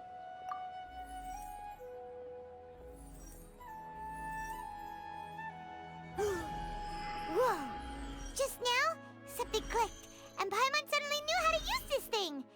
It seems all we need to do is concentrate on what we want to know, and bam! You get it. Oh, that'll come in real handy. Exactly. That is the power of the Akasha. And with that, let me officially welcome you both to Sumeru City. May the wisdom of the Dendro Archon always be your guide. Okay, now that we're in, we can check the Akasha about Lesser Lord Kusanali. Let Paimon try. 500 years ago, the sages found a newly born deity from within some scorched ruins. The deity now resides in the sanctuary of Suristana. Seems pretty similar to what Kale was telling us. Okay, next, let's concentrate on asking how to meet her.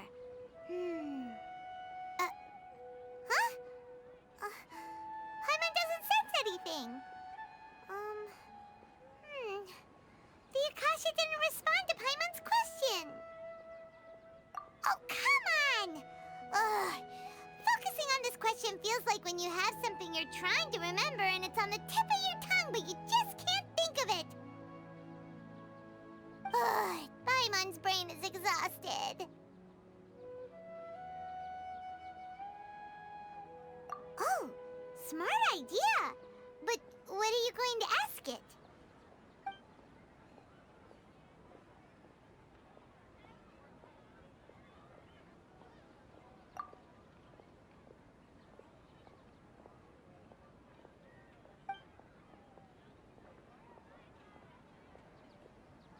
Uh-oh. Paimon's getting all teary-eyed all of a sudden. It feels like the people of Sumeru really missed their Archon.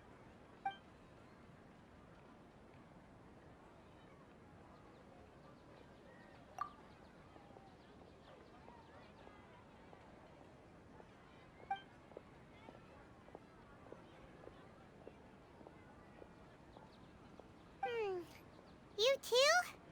Well, glad it's not just Paimon.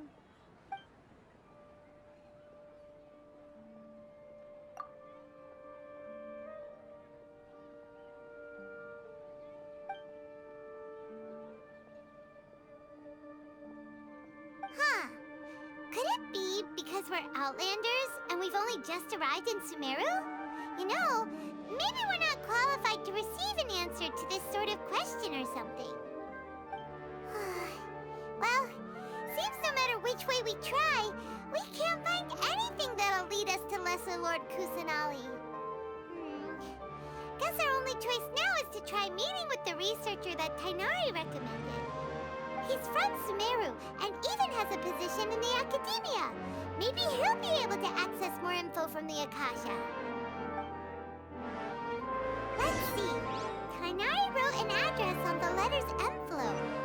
Oh, it's not far from the city's gate. Let's head over and have a look. Hopefully he's at home. Hello, are you Rohawi? Yes, that's me. Can I help you? Great! You see, Tainari sent us here and... What? Tainari? Please, there's no need to say anything, really. Sure, I admit that the article I published last month wasn't my best work, and maybe the data didn't produce the most convincing results, but...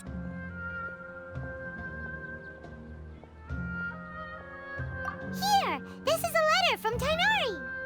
Oh, let me see... Oh! Ooh, what a relief. You two nearly scared the life out of me. So you two just have some questions for me? Seems even Tainari acknowledges my innate ability for procuring information. So, what is it you two would like to know? We want to meet with Lesser Lord Kusanali. Do you know a way we can do that? You mean you want to meet the Dendro Archon herself? This isn't exactly my area of expertise, but let me see what I can find in the Akasha.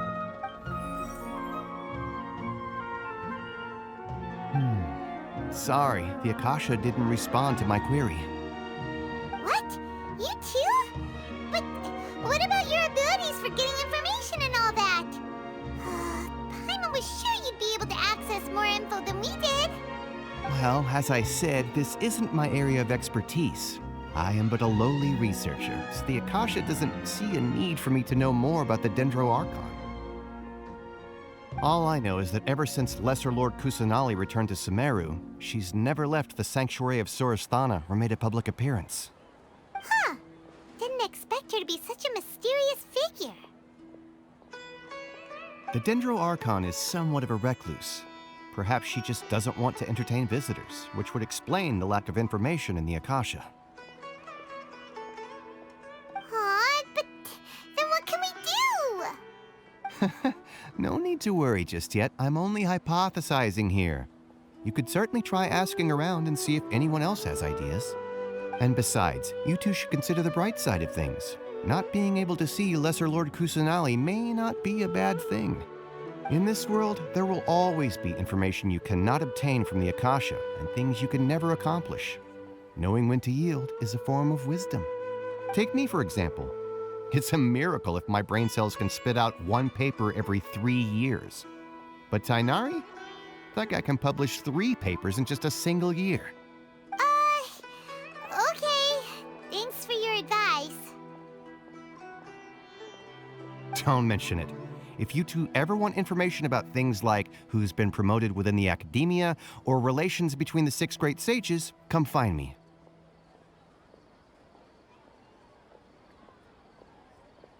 Hey, come on. This is a survival skill at the academia. Oh, Paimon's expectations were pretty low, but this is so low, it's like digging holes in the dirt. So what do we do now? Even if we want to talk to someone, we don't know anybody here. Huh? Like who? Oh, you're right!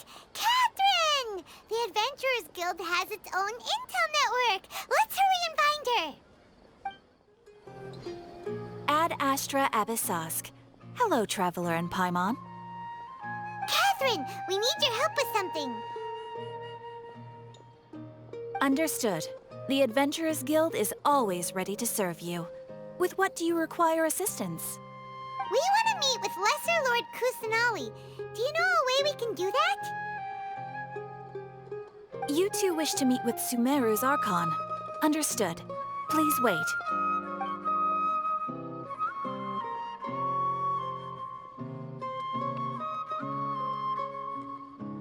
I apologize, but I am unable to call up any relevant information in the Akasha. I'm also unable to locate any pertinent information in my personal memory.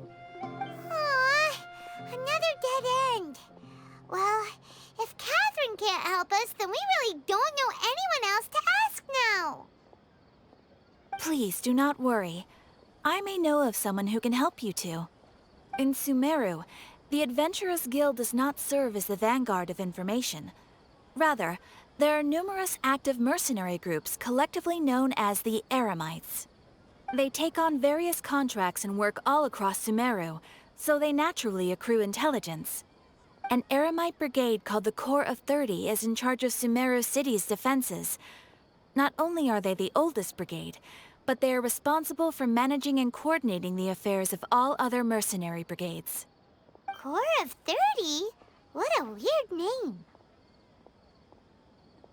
Supposedly, they are named as such because their ranks numbered 30 at their inception. Asfand, an advisor with the Corps of 30, maintains good relations with the Adventurers Guild. Though he's already retired, he and his words carry great weight within mercenary circles. If you'd like to get in contact with him, you can find him at the Corps of 30's headquarters, the Citadel of Rexar. You're welcome. I wish you two the best of luck. We look forward to your exploits in Sumeru. All right, off to the Citadel of Rexar we go!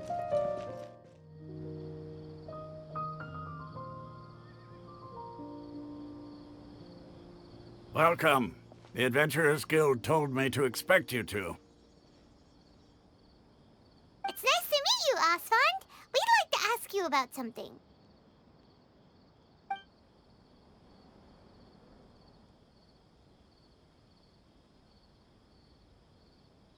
I see. So, Catherine's the one who sent you this way. Ha! It's true that the Eremites' network is vast, but even I can't help you meet the Dendro Archon. Wait, seriously? That's it? Afraid so. The Eremites aren't terribly religious, so we don't know much about divinities. As far as the Akasha goes, we can access even less than you. We originally came from the desert. The gods there died off long ago. Since those days, we've used our own 2 hands to carve out a living. We don't beg gods for their aid. It isn't just us, though. If you ask me, I think most in Sumeru aren't interested in Lesser Lord Kusanali. Oh? Why's that? Just take the Academia, for example. They're the ones who truly rule Sumeru. Although they believe in gods, most of them only care for the late Greater Lord Rukkhadevata. In their eyes, she was the one who founded Sumeru and gifted us with the Akasha. Lesser Lord Kusanali just happened to inherit her legacy. Because of the Academia's influence, most citizens are more familiar with Greater Lord Rukkhadevata and hold her in greater esteem. Not to mention that Lesser Lord Kusanali never makes an appearance, and the Academia never announces anything about her. As far as the people of Sumeru are concerned, she's just a god that exists. And that's all. Really? Aw. After hearing all of that, Paimon sort of feels bad for Lesser Lord Kusanali. Ha! But who knows? We're all just guessing when it comes down to it. Besides, I'm sure the God of Wisdom doesn't worry about her reputation among people like us. All right. Well, thanks for the info, Osfond. No problem. Always happy to help out the Adventurers Guild.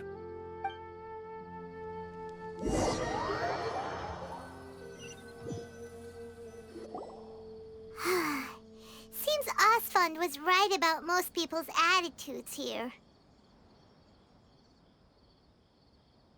Not only are they not interested in the Dendro Archon, they even say stuff like, if the Akasha doesn't think I should know, then I don't need to know about it.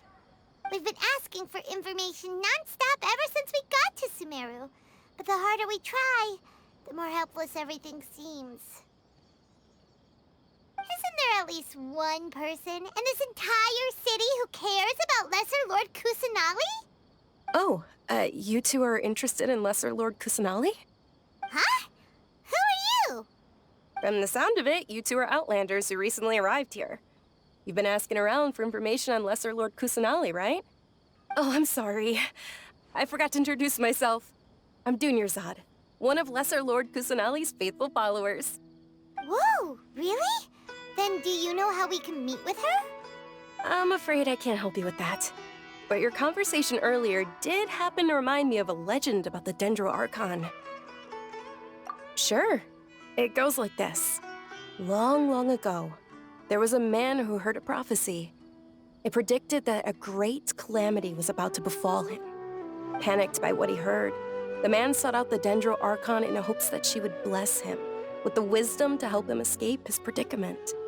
The man journeyed across deserts and through rainforests and experienced tribulations of every kind. However, he still couldn't find any trace of the Dendro Archon. In despair, he thought, alas, the Archon has abandoned me. He then had no choice but to sorrowfully resign to his fate. Okay, and then what happened? And then, the calamity came. But to his own surprise, the man felt somehow emboldened by the trials of his journey. By relying on his own strength, he managed to overcome the adversity. At that moment, a bird perched upon his shoulder. This bird was, in fact, an avatar of the Dendro Archon. She said, "O Archon Seeker, do you now understand? She and her wisdom have long been found by you. Along your journey, we were in every flower and blade of grass, every ray of sparkling sun, and every breath of dancing wind. So long as you continue to think and ponder, we'll be wherever you go." Yeah, thanks for the story! Paimon feels all warm and fuzzy inside after that. In a way, it seems like this story is also one of the Dendro Archon's avatars. Dunyarzad, since you worship Lesser Lord Kusanali, can you tell us anything else about her? Of course. So did you two know that, I'm terribly sorry, but it seems something's come up now. Let's chat another day.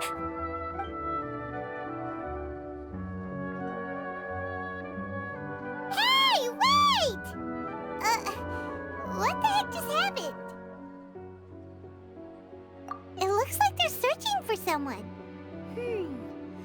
Dunyarzad was acting super nervous just now. You think they're looking for her? Ugh, this stinks! We finally managed to find a lead about Lesser Lord Kusanali! We can't let them get in the way now! Let's see if we can get rid of them. Then we can catch up with Dunyarzad! Hey, have you two seen a brown-haired girl wearing a purple top and a long blue dress? We're looking for her. Did she have bandages wrapped around her wrists? Yes, that's her. Did you see which direction she went? Yeah, she went that way. Quick, after her!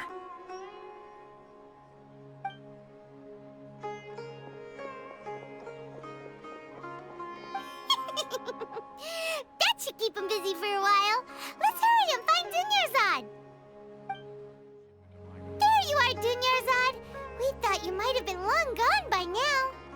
Oh, it's you two. Oh, you startled me there. You can relax now. We threw those people looking for you off the trail. Really? Thank you so much. Unfortunately, I believe there's still more of them out there looking for me.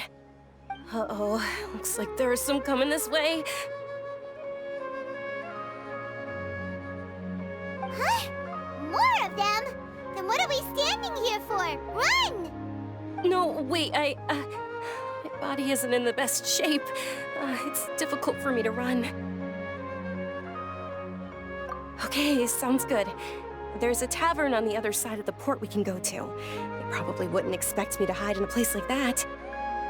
All right, let's move out. Stay behind us. We'll keep an eye out for anyone looking for you.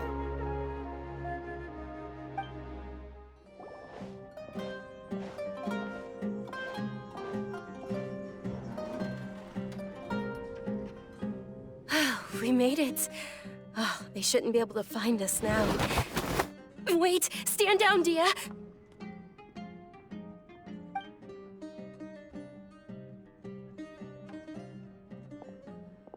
My lady, who are these two? They're travelers that I met on the street just a moment ago. They happened to notice that you were all searching for me, so they helped me hide. I see. In that case, you two should scram. There's nothing here for you. Wait a sec! Who the heck are you? And why are you shooing us away? I'm Miss Dunyarzad's bodyguard, here to see that she returns home safe and sound. My lady, let's get going. You've been gone for so long that your parents are worrying themselves sick. And if I refuse to go with you? It'd be easier for the both of us if you cooperated. But if you insist on not going, then I'll have to carry you like a sack of potatoes. Hey! Dunyarzad already said she doesn't want to go back. Why are you still pushing her? Stay out of this. You don't understand the situation. Sorry, my lady. Even though I'm your bodyguard, your parents are my employers. I have to answer to them. How much? Wait, what? How much more do I have to pay you to become your employer? So you never listen to my parents ever again. Double? A triple? Give me some time and I'll get that much. My lady, this isn't about Mora. I don't know what you think of us Eremites, but let me say this. I like Mora, but I'll never go against my principles. That's why I'm here looking for you. Sure, it's an order from my employer, but my conscience was also telling me it's the right thing to do. And knowing your health, carelessly running around like this is gonna hurt ya. For the sake of those who love you, don't be stubborn. No, you're wrong. I'm aware of my limits and I know what I'm doing. Honestly, the only people being stubborn right now are my parents. And they know perfectly well that it makes no difference if I'm at home or not. They still won't accept reality. And every time I bring this up, they just change the subject. Dia, you've been living with us a long time already. This should be old news to you.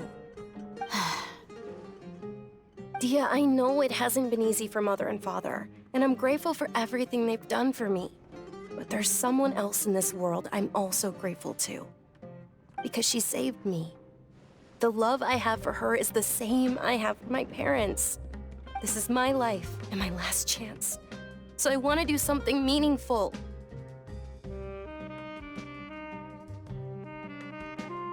My lady, are you sure what you're doing now is meaningful? Yes, I'm sure. At least, it is to me. Fine, I won't ask you to return home anymore. But let me make something very clear. I'm only doing this because I respect your determination, not because I agree with you. Thank you, Dia. Sorry for being so rude just now. My nerves were acting up. And I even brought up your payment in such an offensive way. Don't worry about it, my lady. I did say that I like Mora. Besides, that's our next topic of conversation. Today's little excursion caused such a ruckus that every single bodyguard at the estate was deployed. It wouldn't be easy to hide things from your old man. Since this definitely won't be your last escapade, here's a little tip. You should at least make it look like your room and things are still in order when you leave. Also, you'll need someone to cover you for when you're out and about. So, I'll let you hire me, my lady. This way, everyone wins. As for the pay, let's say half of what your father pays me. We can settle the bill when we return to the estate. Okay, deal. Yay! Looks like they've reached an understanding.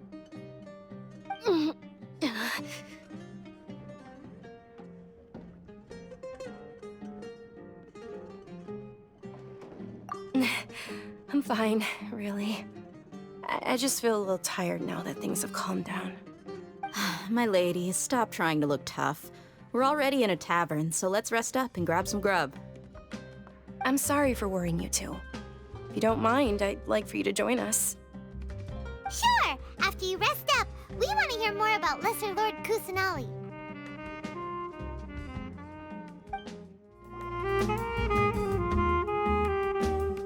Ha! Well, if it isn't Dia. Haven't seen you in nearly half a year. Word on the street is that you're a bodyguard for the Homayani family now. Ha! Don't you find that kind of work boring? Nah, you get used to it. How about a menu over here? You got it. Huh? Isn't this little Miss Homayani herself? We don't get to serve personages like you very often. We'll be sure to prepare our very best. Thank you, sir, but there's no need. I don't have a lot of Mora on me, and I really ought to save as much as I can. But please bring these two the best food you have. They're my new friends, so I want to be a good host for them.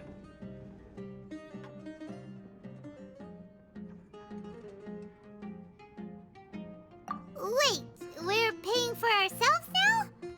Aw, Paimon kinda wanted to try something fancy, but we aren't exactly loaded. Guess Paimon will settle for something ordinary. How about our coconut charcoal cakes?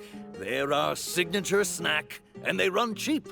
Look, other customers over there are eating some now. They look kind of burnt and dry. Paimon will pass. What do you have against my slime dishes? Dunyarzad, we asked a lot of people when we first arrived, and almost nobody was interested in Lesser Lord Kusanali. So, what made you want to follow her? Well, remember when you asked me if I knew how to meet the Dendro Archon? Even though I don't know how, I think I've actually seen her before. Huh? Really? Yes, it was when I was a child. At the time, my illness had kept me bedridden for the better part of a year. I was stuck inside and couldn't make any friends, and my parents did their best to find treatments for me. But even then, the Akasha didn't have any helpful information. My younger self no longer had any hopes or dreams. One flare-up was so bad that I was in a semi-conscious state for several days. Then one night, I woke up alone in my room. I was terrified. My body was paralyzed. Even if I cried, there was no sound. At that moment, an ethereal voice spoke in my mind. Dunyarzad, don't be scared. You don't have to cry. Dunyarzad, don't be scared. You don't have to cry. Who are you? How do you know my name? explain this? You might not be able to understand, but actually, I know everything about you. Really? Of course. I know that you're scared of thunder, that you hate taking medicine every morning, and that you love counting the petals on your mom's skirt. Wow, you really do know everything. Junior-Zod, is there anything you want? Want? Not really. I can't go anywhere or do anything. Huh? But aren't you a child? All children have wishes. Tell me what you want, and maybe I can make it happen. But, can you make my illness go away? Oh. I'm sorry. But I'm not powerful enough to do that right now. Then, can you be my friend? After that, the voice said, "Okay, I'll be your friend." Although my body was suffering during those days, that voice encouraged me and told me many wondrous things. Beyond my window was the flourishing Sumeru city. Beyond the city was a lush rainforest. And beyond that was the wall of Samiel, deserts, and all of Tevat. Once I finally made it through that bout of illness, I couldn't hear that voice anymore. I told my mother about it, but she said that I must have been dreaming. But I know that that voice wasn't a figment of my imagination. Before that, I had never heard of Tevat.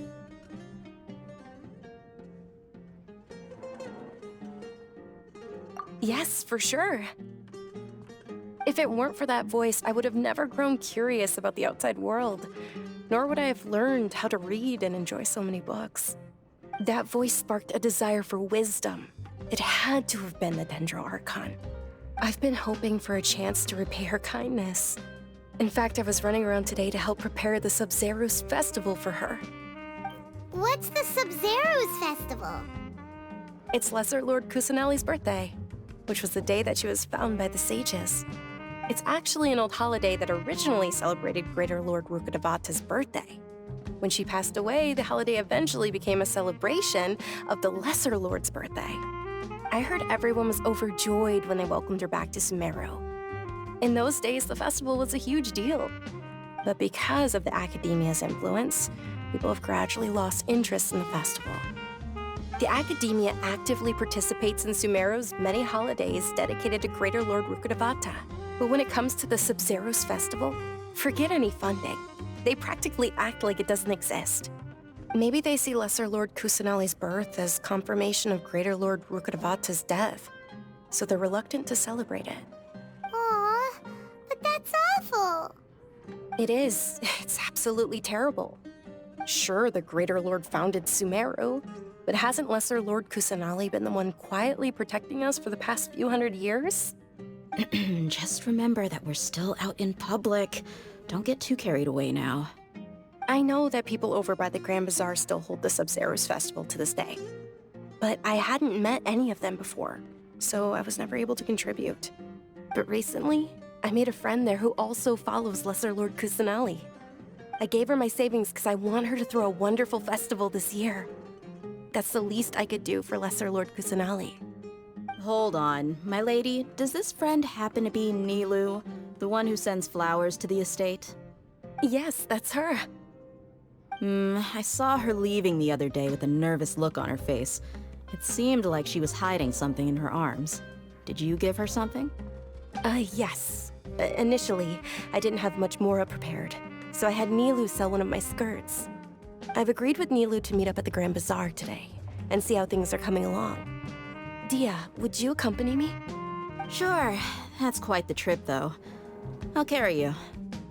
No, that would be too much, even for you. You might as well just accept the lift. If I let you walk, who knows how long it'll take us. And if anything happens to you, then I'd really never hear the end of it from your father. But of course. And Nilu will be thrilled to hear there are more people interested in Lesser Lord Kusanali.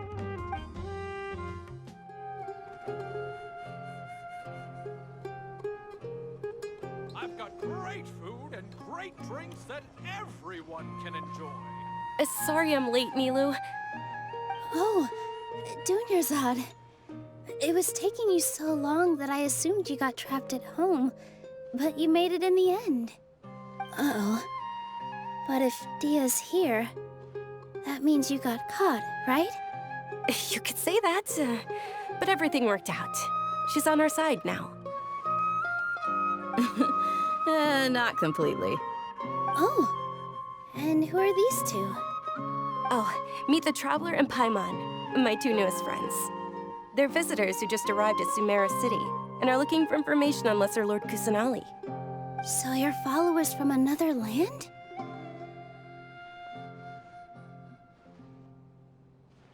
Oh, really? Well, that's okay. You're still invited to the Sabzeruz Festival. By the way, Dunyarzad, we've already started decorating the Grand Bazaar. It looks spectacular, thanks to your generous contribution. You're very welcome. It's the only thing I could do. Do you still have enough Mora? Probably? But don't sweat it. We've already finished renovating the stage. Come on, I'll show you.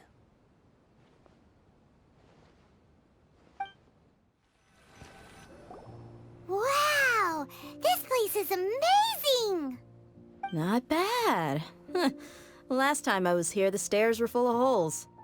The stairs were nothing. A little while ago, we discovered that the tree above the stage had a huge chunk of bark ready to fall off.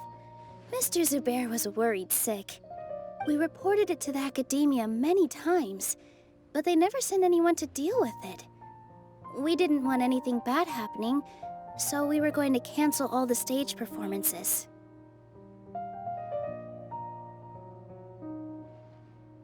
Oh, probably because it was the theater asking. The academia looks down on performers like us. They probably think it would be best if the theater closed down completely. We can't let that happen, though. Not only would everyone involved in the theater go hungry, but then we wouldn't be able to hold the Sabzeruz Festival anymore. Thank the Dendro Archon for Dunyarzad. With the Mora she gave us, we hired someone to patch up the tree, and we also gave the stage a much-needed makeover. The stage is going to be even prettier when it's festival time. I can't wait for you to see it. And I can't wait to see you on the stage. You've been practicing so long already. It's almost time for your dream to become reality. It's our dream. I'll do my best for the two of us. Nilu, what are you gonna be doing at the festival? She'll be dancing the dance of Sabzeruz, the most important performance at the Sabzeruz Festival. Dunyarzad, have you told them the origin of this holiday? I only told them about the Greater Lord and Lesser Lord so far. Okay, then I'll tell you two about how this holiday came to be. According to legend, the Sabzeruz Festival was originally the Goddess of Flowers' birthday celebration for the Greater Lord. A long, long time ago, on one of Greater Lord Rukkhadevata's birthdays, her friends threw her a celebratory banquet. Some of the gods got drunk. One started playing music, and the Greater Lord started singing, so the Goddess of Flowers began to dance. As she danced upon the grass, countless beautiful parisaras began to bloom wherever she stepped. Those brilliant purple flowers became her dazzling stage. All the gods clamored, "Oh, if only time could stop at this very moment."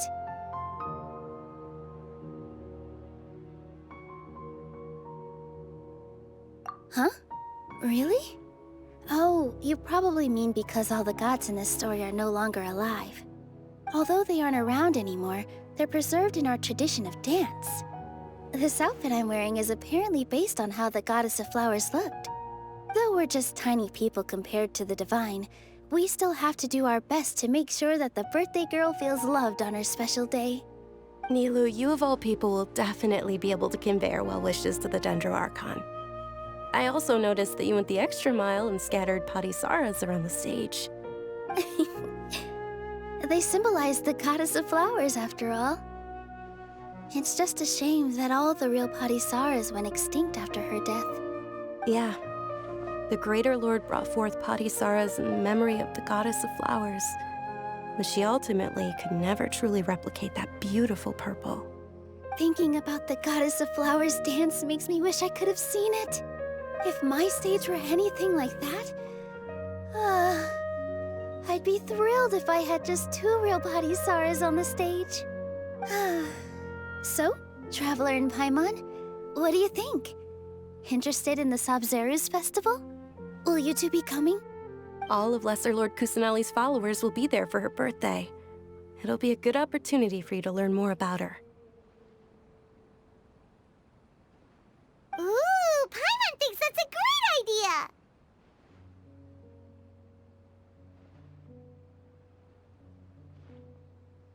Of course Paimon wants to watch. Those 2 things aren't mutually exclusive, you know. So how about we all attend the Sabzeruz festival together?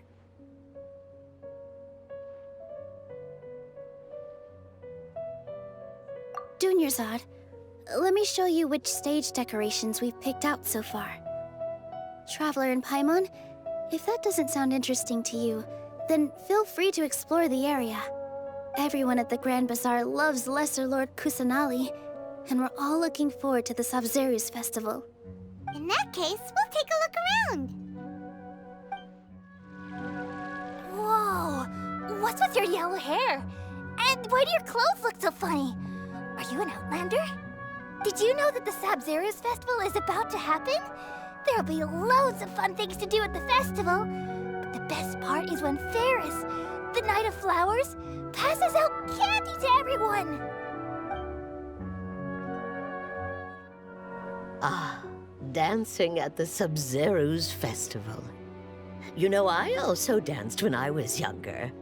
As a child, I even asked my grandmother why we performed the dance for the Lesser Lord when it was originally done to honor the Greater Lord.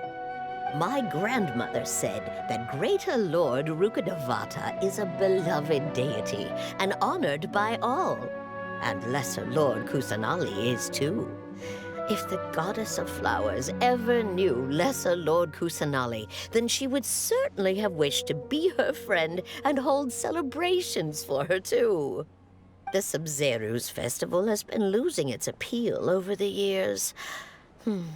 That is, until a wealthy benefactor stepped in this year and brought the festival back to life. I heard she forked out a lot of mora to make it all happen. Things are really shaping up, and there's a buzz around the festival this year. We're expecting people from all over to come by this year and buy things during the festivities. Don't be fooled into thinking that Sumeru City has the best of everything. Some festival snacks are only offered here in the Grand Bazaar. And when it comes to musicians, dancers, or singers, the Grand Bazaar's got the best of the best. Sure, those folks at the Academia might not like it, but what's a festival without song and dance?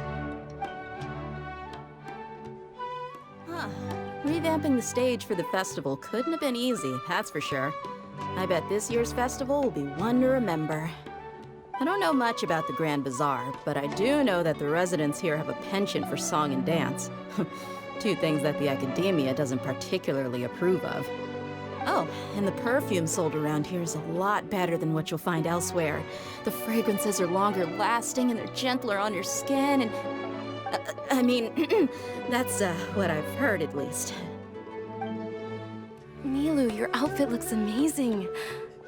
There's also something different about you from when we first met up. I thought I'd add a little extra pizzazz to my dress for the festival. See? Wow, did you sew all that yourself? Uh-huh. Sewing is a fundamental skill for everyone in the theater company because we make all our own costumes. Did you know that Mr. Zubair not only can make costumes, but props too? I've noticed that you can't keep your eyes off that crown over there. Would you like to try it on? May I? Of course. The legends say that the goddess of flowers had beautiful horns on her head, so this crown was made to reflect that. Dunyarzad, you look absolutely stunning with it on. It's like I'm looking at the goddess of flowers herself.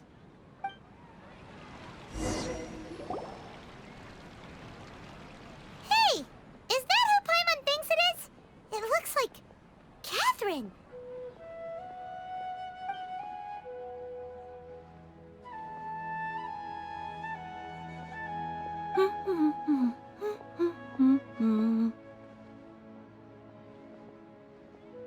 Huh. Come to think of it, Paimon's only ever seen her behind the counter at the Adventurers Guild. This is the first time we've ever seen her taking a break. Hey, Catherine! Huh?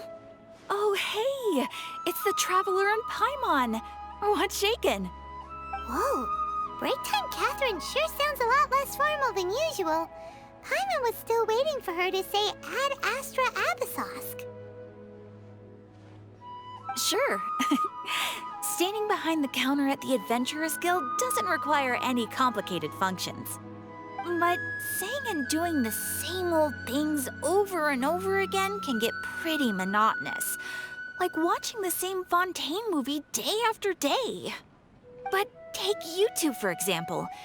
You travel across Tevat to enrich your lives and gain new experiences.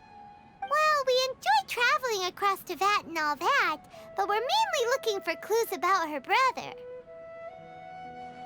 Yes, you should keep searching. Sometimes the answers we're looking for aren't necessarily at our intended destination. Instead, they're found along the way. Huh. Haven't we heard someone say something pretty similar recently? Anyways, what brings you out here, Catherine? No, not particularly. I guess you could say that I'm loving the recent atmosphere here. If festivals bring happiness to everyone, then that's where their true value lies. Oh, it looks like it's about time for me to be heading back now. Alright, we'll see you next time at the Adventurers Guild. Oh, by the way, thanks for connecting us with the Eremites. We've already made some great friends in Sumeru City thanks to you. I'm sure you two will get along well with the people here. You've already been blessed by the element of Dendro after all. See you around.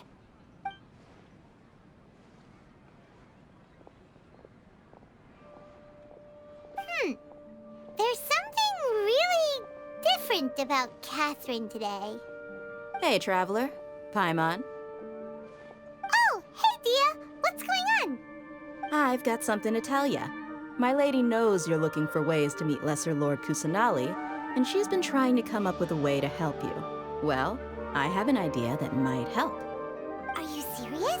We'd love that! It might not necessarily pan out, so don't get your hopes up too much. I'll need to take you two somewhere and ask someone some questions. My lady is feeling a little worn out at the moment. Nilu's found a place for her to rest. After I take my lady home, let's meet in front of the Citadel of Regzar. Sounds like a plan! Let's head over to the Citadel of Regzar and wait for Dia!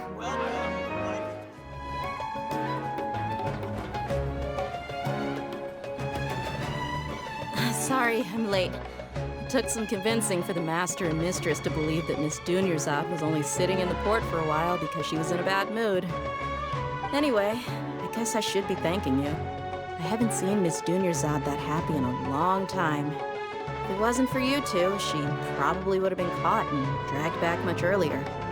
You sure sound a whole lot nicer than when we first met, Dia. Who would have thought you had such a soft spot for Dunyarzad? It's called being a professional. I'm a bodyguard, and I work for whoever's paying. Look, Dia's blushing. Listen, you two. I don't expect to be working for Miss Dunyarzad very long. but I hope to finish things on a positive note if possible. Let's cut the chit-chat and head into the Citadel. We'll see if the person I know has a way for you two to meet with the Lesser Lord.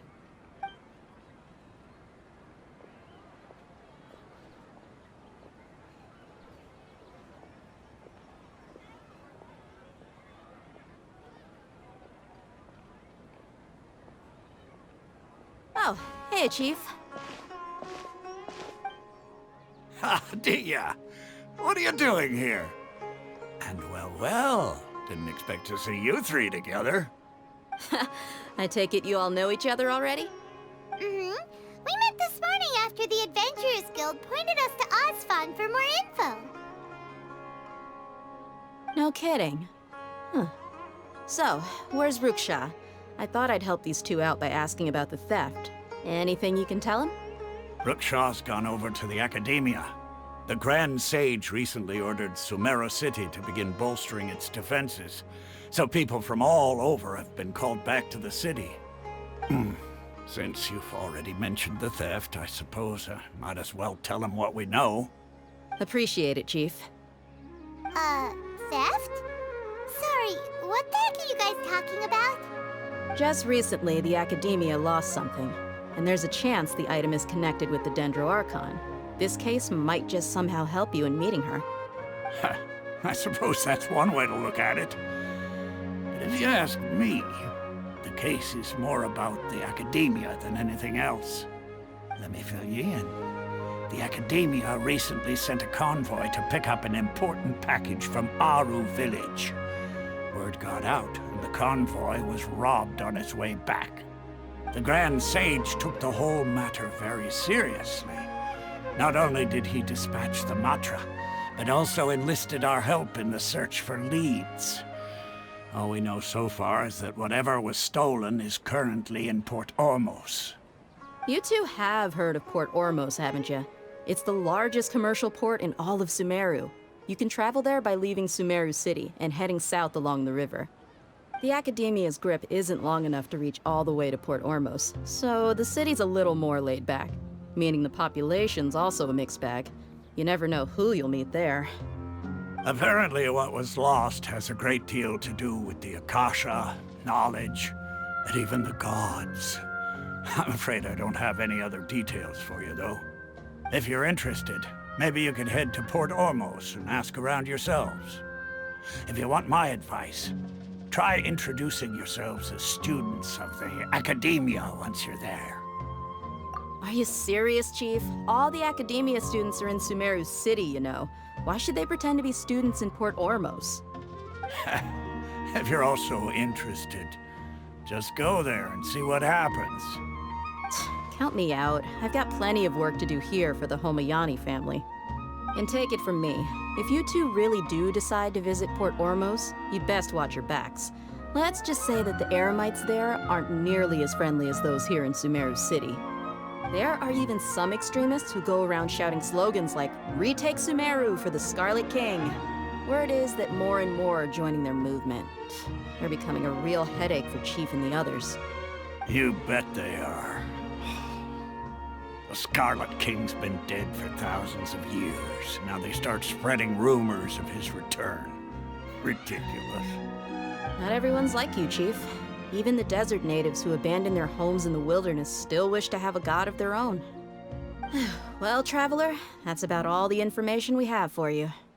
Thanks, Dia! And you too, Osfond! Since we've gathered all we could for the moment in Sumeru City, let's head to Port Ormos and see what we can find next. Miss Dunyarzad is looking forward to seeing you both at the Sub-Zerus Festival, so be sure to get yourselves back here in time for that. Good. Then we'll see you both at the Sub-Zerus Festival.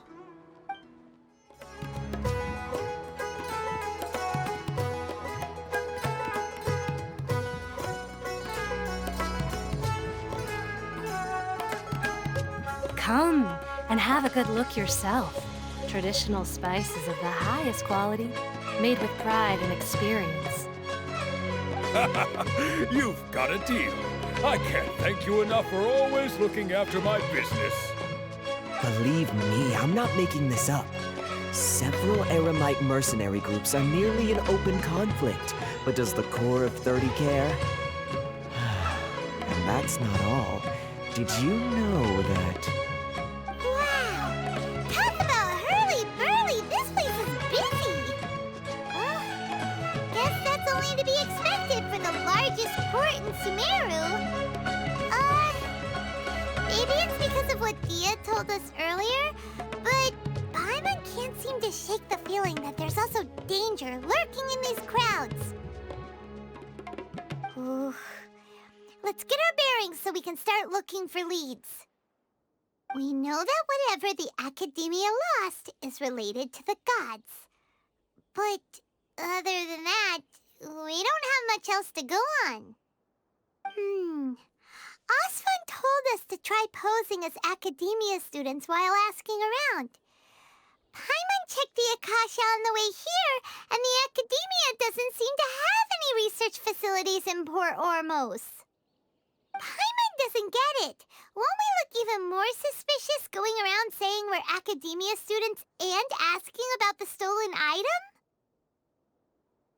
Well, given all the people that come through here every day, if there's any information to be found, Paimon bets we could find it in the market. Let's ask around and see what we come up with. Welcome. Welcome. How can I help you two? Hi there. We would like to ask you a question. Do students from the Academia ever come to Port Ormos? Of course. Especially around this time of year. Students from Sumeru City that are about to graduate often come to Port Ormos to cut loose a little. Many people often talk about how hard it is to get accepted into the Academia, let alone graduate. But those who finish their studies and go on to become full-time researchers at the Academia have it even harder. Sure, we may not be Sumeru City, but Port Ormos offers beautiful scenery and a stress-free environment. Some even say it's good luck to come to Port Ormos, so students and researchers come flocking here when things get to be too much at the Academia. You see over there? Those are students from the Academia. They've been looking worried and miserable ever since they got here a few days ago. If you ask me, the life of a merchant is better. So long as the Akasha teaches us what we need, then life is good. Those students seem to be discussing something. Let's see if we can listen in. It's no good. I've tried asking around, but I haven't been able to learn anything useful. Not to mention that a bunch of scary-looking Eremite mercenaries have been posted along the streets now. There's been a lot of fighting between the different Eremite factions in Port Ormos. If we choose to move on our own, then it would be wise to steer clear of them. Especially the group that's constantly shouting some stuff about the Scarlet King and some resurrection. I've even heard that the Citadel of Regzar is starting to get fed up with them. What was that group called again? Ein something or other? They're called Ein El Ahmar. Today, I heard that the thing we're after might be in their possession at the moment. Wait, come again? Don't you see? Many of the Eremites in Port Ormos deal with trading this kind of thing. They're usually pretty wary of outsiders, but not so with students of the Academia. It's because the kind of goods that students are looking for aren't the kind of goods that Eremites are after. As long as they know you're a student, then deals can be made. I've heard that Ein al-Hakmar likes to set up shop at the Jafar Tavern. Supposedly, if you're willing to part with 500,000 Mora, they'll give you info on anything. Wait, did you say 500,000? If information alone costs that much, then how could we ever afford to buy what we're looking for? I guess we might as well give up on trying to graduate this way. I wouldn't worry too much. Our field of research is very niche. Who else could possibly be after that kind of shady knowledge? I bet it's practically worthless to anyone aside from us. Well, I guess that makes sense. Then the only thing left for us now is to find a way in. Why don't we all just pool our money together and pay for the information? Whoa! Did you hear that? A niche field of research? And shady knowledge? It all sounds pretty suspicious to Paimon.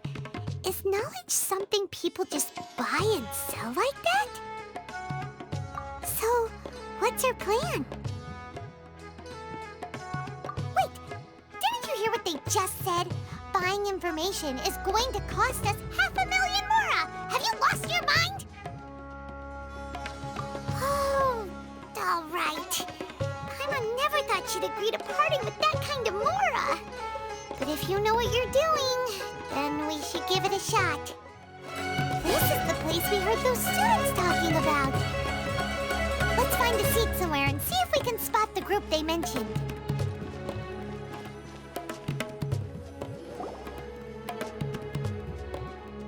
Oh, you've arrived. Please, take a seat.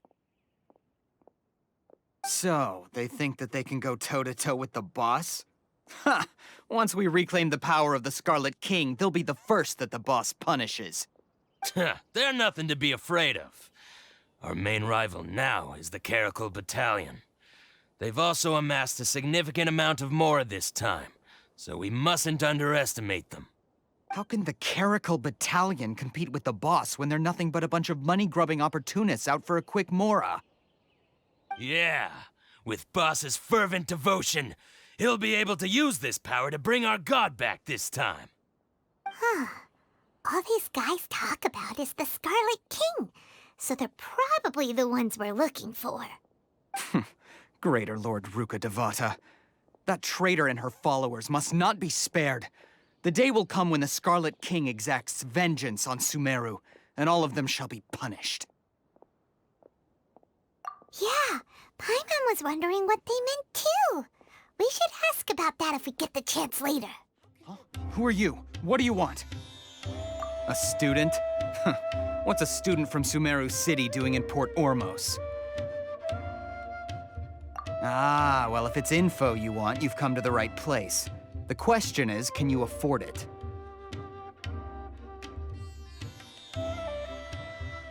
Huh? What is this, some kind of joke? Oh! Sorry! She must have grabbed the wrong amount! Hey, what do you think you're doing? Oh, Paimon can't stand to see so much more go. But there's no other choice right now. Here, this is the merchant's address. Whatever you're looking for, you'll find it there. Well, what are you waiting for? Oh, that's right! We heard you mention the Scarlet King just now. We're actually interested to know more because we're archaeology students! Fine. Since you've already handed over the Mora, I guess I can throw in a little extra info. As you can see, members of Ain al-Ahmar are devout believers of the Scarlet King. Years ago, the Scarlet King founded the great desert nation that was our homeland. It was an advanced civilization, far beyond anything you'll see in present-day Sumeru. The Scarlet King was the rightful god of wisdom, but he was betrayed by a companion he trusted. She even stripped him of his title, God of Wisdom. So, you mean the traitor was... Greater Lord Ruka Devata, yes. That shameless wretch destroyed the Scarlet King's civilization, and our ancestors were forced to flee to this land where we were made to suffer the tyranny of our enemies. Furthermore, she conspired with the Academia to cover up the truth of her actions, and create the merciful and benevolent facade for which she is now known. Ugh, just thinking about it sickens me. But the story doesn't end there, oh no. The Scarlet King isn't truly dead. The voice of the Oracle has been heard in the desert, prophesying his resurrection. Mark my words, our god shall return. And when that day comes, all followers of the traitor and all the desert dwellers who have forgotten their true god will suffer retribution together. If what I'm saying makes you shiver with fear, it might not be too late for you to become a believer of the Scarlet King. I don't have anything to say to you Academia people about that. I think this conversation has reached its end. Not just yet. This man is a fraud. Huh? You again? Deranged Academia lunatic. Yes, it's me again. I already warned you that if you weren't willing to sit and discuss things with me, I'd take measures to make things uncomfortable for you. Listen to me. That address he gave you is fake. Or at least, you won't find a merchant waiting for you there. This group has been boasting all around that they can provide information on a certain item as a means of luring people into their territory. Once you show up, they keep up the act until they have hard evidence that you want to purchase said item. Then they use that to squeeze you for all the more you're worth. Hey! Shut it all, Hatham! What are you playing at, trying to ruin our business like this, I told you the other day. I wish to discuss my terms with your boss. Ha! The boss made it perfectly clear that he won't negotiate with you. Yes, and in no uncertain terms. But that was then. It does not preclude him from changing his mind in the future. I'm warning you. Don't push us, or this could get ugly. We don't usually get rough with people from the academia because it just complicates things. For a lunatic like you, though, we might just have to make an exception. If you're suggesting that we escalate this from a verbal exchange to a physical one, I accept. After all, even the Archons used war to negotiate the ownership of Tevat. If, on the other hand, we can't agree on any means of negotiation at all, then I'm afraid my next course of action will sting a little more than the mere falling through of a few business deals. I will jeopardize the Eremites' reputation, which I know you value above all else. I am quite confident that if I began to take such action, your boss would willingly approach me himself. However, I fear that by then, some things will have happened that cannot be undone. Also, a word of advice. I suggest you tell your boss exactly what happened here today. Otherwise, he might blame you for not telling him in the future. What did you say? Consider this. Have I ever failed to follow through on my word in the past? This guy is really out of his mind.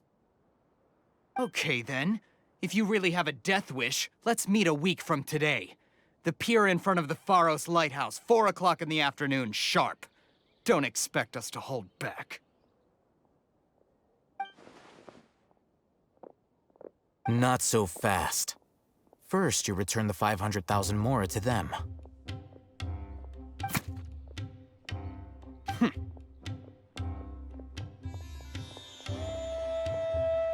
Please, I beg you, don't provoke them. We can't afford any trouble with this crowd. They haven't even paid for their food yet. Ah, Mr. Iman. There appears to be fewer staff in the restaurant recently. This wouldn't happen to be because they're all busy spreading the word to the students, would it? Well... Someone who chooses to do business with a group like that really can't afford to get so flustered the instant someone confronts them about it. Consider the meal compensation for our silence. I'd say you're getting an excellent deal. Whoa, did you see that? He not only got us our Mora back, but sent the Amorites running too. Plus, he seems to know a lot about what's going on around here. Let's catch up with him and ask some questions. Wait up! It's Al-Hatham, right? What do you want? No need for thanks. My goal was to get to them, and you two gave me just the opportunity I needed. We're even. Oh, I advise you to keep your distance from them. Since they weren't able to make off with your Mora in the end, they might harass you again in the future. All right. Goodbye. Hold your horses! We still have something to ask you about!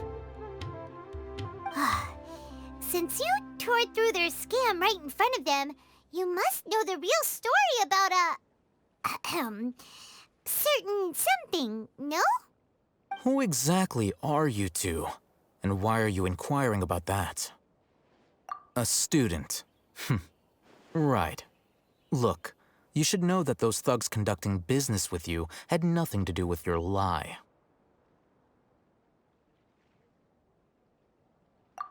Huh?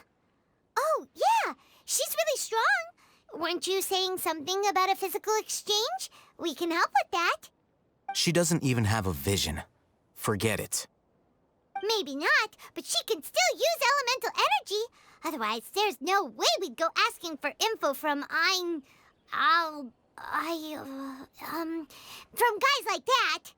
Those hot-headed thugs are definitely gonna bring a lot of backup for your next meeting. Even if you don't go alone, you won't regret taking us with you.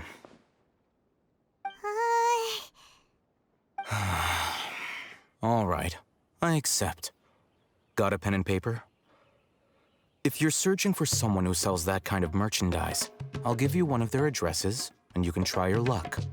We'll reconvene at the appointed time by the pier. It doesn't matter if you show up or not. So, since you were happy to give us this merchant's information, does that mean you can tell us exactly what we're after? You were willing to part with 500,000 mora for something and you didn't even know what it was? Okay. Well, if you truly are as skilled as you claim, then you can beat the answer out of them when they become hostile. Look, if you've been making inquiries, then you have to know something by now. Tell me what you know so far, so I don't waste time repeating information. We know it's connected to the academia somehow, and that not only do the Eremites deal in it, but some students want to get a hold of it too. What else? You know almost everything there is to know, but you're unable to compile this information because you've never seen the object before. This is what you've been looking for. My mind can't tell what it is. It looks like some kind of ornament. This is a knowledge capsule. To put it simply, it's a vessel that can store a fixed quantity of canned knowledge. It's like a miniature Akasha. Anyone who links it to their personal Akasha terminal instantly becomes privy to its contents. Correct. Anyone. Unlike the Akasha, which heavily regulates who can access what information, knowledge capsules confer their contents without any requisites. That's amazing. It's essentially a convenient and harmless vestibule for knowledge. Unfortunately, it's illegal in Sumeru to privately possess or trade them. They were created as a means for scholars to transfer knowledge gained from Irminsul into the Akasha, and are intended to be destroyed immediately after use. But despite strict regulations, some of these knowledge capsules will always escape destruction. After all, there will always be those in this world who are dissatisfied with life as designed for them by the Akasha and wish to change their fate. Over the past century, a wide variety of canned knowledge has been leaked from the academia. Now, in Port Ormos, the valuable ones are a means to mora for the Eremites. Meanwhile, those which the Eremites deem to be useless to them occasionally prove useful to the common citizens and hapless academia students. Well, I think that about sums it up.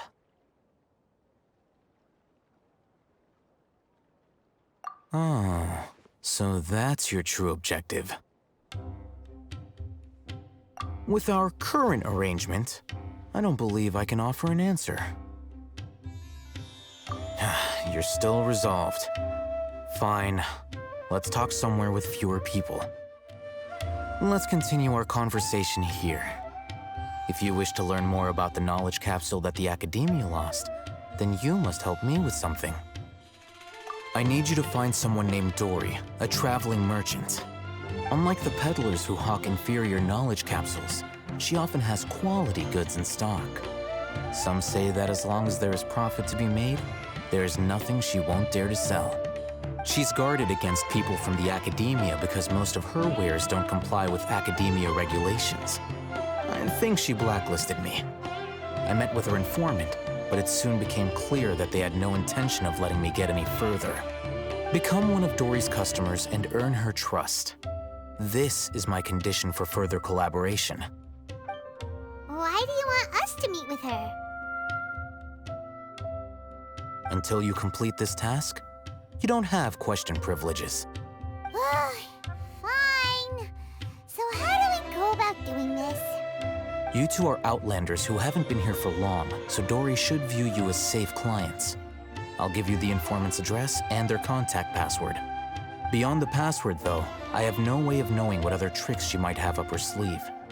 You'll have to improvise. This is kind of nerve-wracking. The true challenge begins after you meet her. She has a keen nose for Mora and a shrewd eye for wares, and she only likes customers who she deems to have good taste. I'll prepare some funds for you.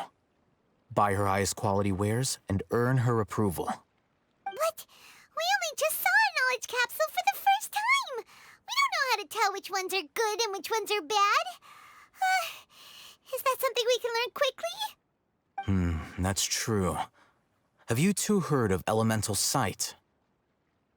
Oh, that's a surprise. Guess I'll have to hold you in higher regard. Anyway, that ability should resolve your issue.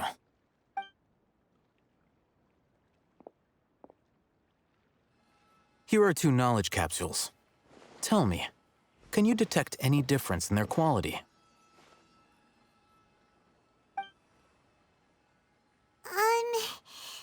They look the same to Paimon. Try inspecting them with elemental sight. How'd it go? Did you see anything? Rumor has it that higher quality knowledge capsules generally appear brighter when viewed through elemental sight. That's because knowledge originates from Irminsul, the root of Dendro power itself. The more powerful the knowledge, the richer it is in Dendro energy. However, some canned knowledge with a high concentration of elemental energy is of little use in contemporary times, so those capsules are of little value. Using elemental sight is merely a stopgap measure, but it should suffice for earning Dory's trust. That sounds pretty impressive. Here's a sheet with the informant's location and contact password, and here is the Mora for purchasing canned knowledge. Don't be cheap. You'll need to spend to catch Dory's eye. If there's any Mora left over, just keep it. Oh, and be sure to exercise some caution. There have been Matra present in Port Ormos lately. Your efforts will be for naught if they catch you. Matra?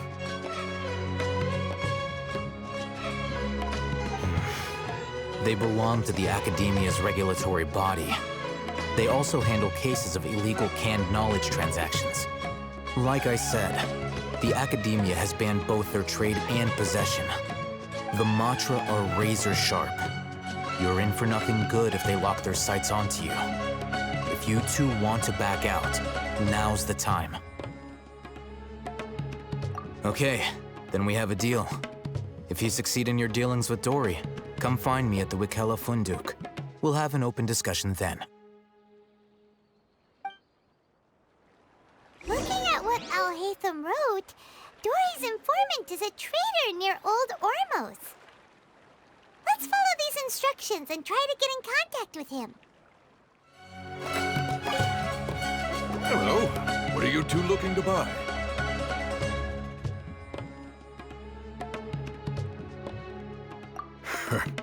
What a unique palette. We have unripe horror fruits, but we usually keep them in the back. I'll have someone escort you. Following the paper got us past the first round. Ronak, these two want to buy unripe horror fruits. Show them to the warehouse. Got it. You two, please follow me. You two have a fascinating fashion sense. We haven't seen a customer wearing a Sumeru rose for quite some time. Hold on. Let me think. Sumeru rose means common merch. No, look again. We're obviously wearing morning flowers. Ah, my mistake. I do apologize. Whew. That pop quiz sure was scary. Ah, the warehouse is up ahead. Please follow me.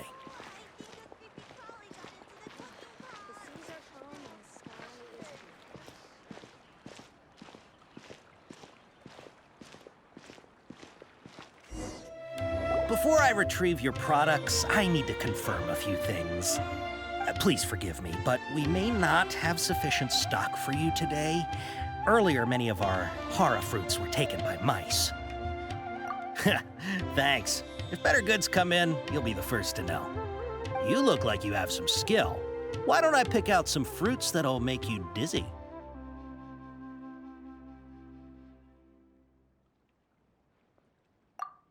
Yep, that's the right answer.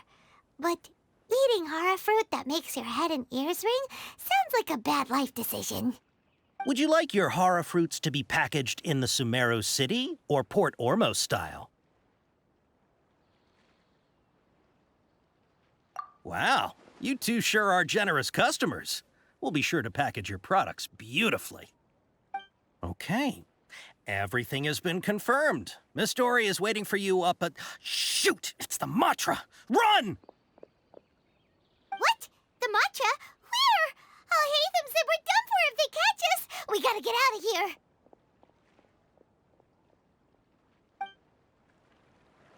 We don't know this area, so let's follow that informant.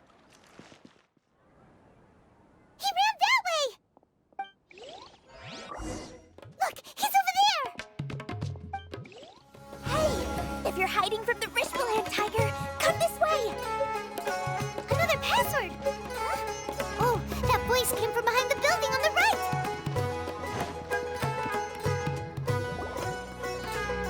Here, over here. You can stop running now.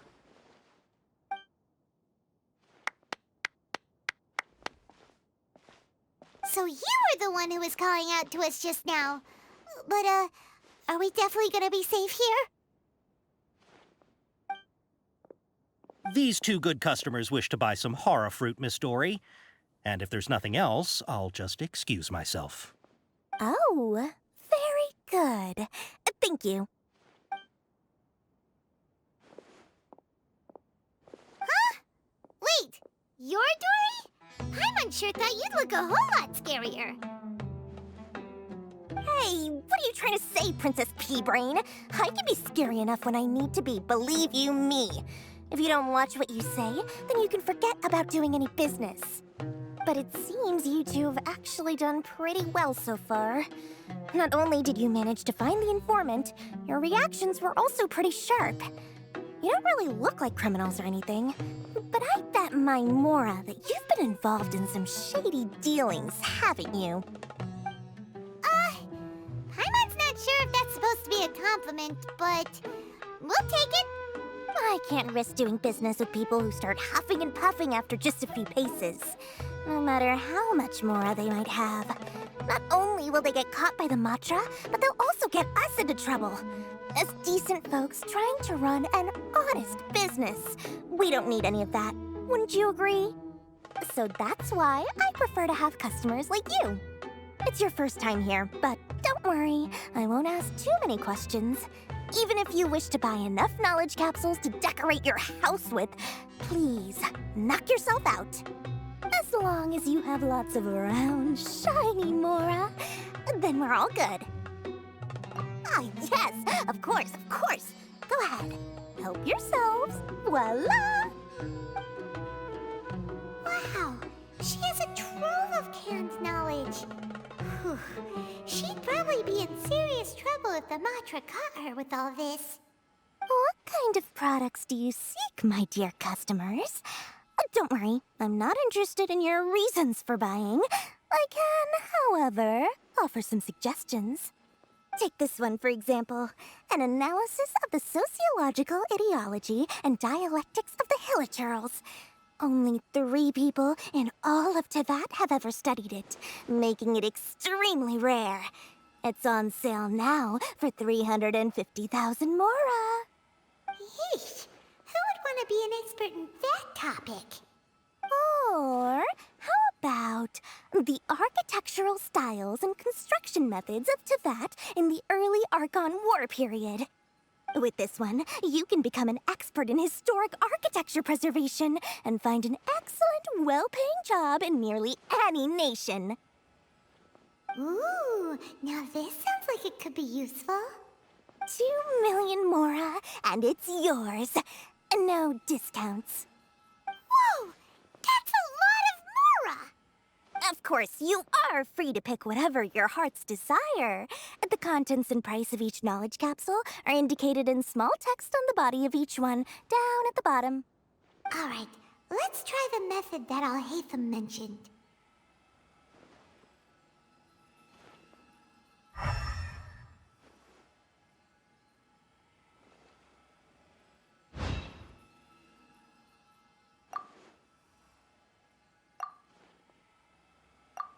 Ah, you've really got a good head on your shoulders, and quite the eye for quality. We'll take these, please and thank you. My, oh my, you are blessed with a taste for both the exquisite and the extravagant. Customers like you are a rare breed. 1 in 100. No, 1 in 1,000 even. Listen, I have a special offer for you two. If you spend just 100,000 more, you can pick any knowledge capsule of your choice up to a value of 1 million Mora. Say what now? Hey, did you hear that? Spend another 100K and we get a capsule worth a whole million! But all the canned knowledge we just bought is easily worth 500,000 Mora. If we spend just a little more, we can get something worth 1 million Mora. Isn't that a fantastic deal? Think about it. We've gone to all this trouble to get this canned knowledge. And so far, everything we bought belongs to Al-Haytham. Aren't you even the least bit curious about how this whole canned knowledge thing works? We're talking instant knowledge here. Don't you want to try it yourself? Come on, come on! We still have around 100,000 of Al-Haytham's Mora left, so let's put it to good use by finding something useful for you. Ahem! You've got a deal, Dory! We'd like to spend an extra 100,000 Mora. Excellent! Then please, select from this fine collection of canned knowledge over here. Hold on a second. Paimon thought we could choose whatever we wanted. Why can't we choose the ones from over there? Oh, but my dear customer, the knowledge capsules over here are worth 1 million Mora each. I'm sure discerning customers like yourselves will be able to find something to your liking. Please, take your time. Uh-oh, Paimon has a bad feeling about this. Let's use Elemental Sight again to check these. Huh? Why? Hey, we're getting a capsule worth 1 million Mora here. Don't be such a party pooper. Well, anyway, the Mora's already been spent, so let's at least try to find something useful. Let Paimon take a look here. An introduction to traditional Sumeru brewing techniques, the art of growing spices, an overview of ancient runes. Oh, how about this one? Sword Fighting Techniques 8. Not sure we'd ever find volumes 1 through 7, but at least this knowledge should be useful, right? Let's go with this one. Dory, we'll take this one. All right, very good. I'm expecting some new goods in the next couple days, so be sure to check back again soon. Whether it's canned knowledge or anything else you need, bring your Mora to Dory and doors will open. Our dealings with Dory went smoothly enough. Let's head to Wakala Funduk and meet up with Al-Haytham. I'll find you your Hopefully now he'll finally tell us about what the Academia lost. You two made it. And from the looks on your faces, you were successful. Whoa, there's so many people from the Academia here. Why would you pick this place as our meetup spot? Well, Wakela Funduk is under the Academia's control, so naturally the Academia has people working here. I came to Port Ormos under the pretense of conducting official business. You're a pretty daring guy. Relax. No one here is interested in anything we say, and the Matcher won't come here. Okay now, Tell me how your encounter with Dory went. Okay, we did what you asked. So, can you tell us about the knowledge capsule that the Academia lost now? Before that, I have to ask, why are you two so intent on tracking it down? You don't have to answer, of course. Yeah, she just wants to meet the God of Wisdom and ask her about something important. We've been in Sumeru for a while now, but we still haven't found a way. When we heard that the Academia had lost something that might be related to the gods, we came here in case it turned out to be our lucky break. In that case, you're on the right track. A short while ago, the Academia lost a knowledge capsule in the desert. It's supposedly a divine knowledge capsule. Use it, and you'll gain the wisdom of the gods.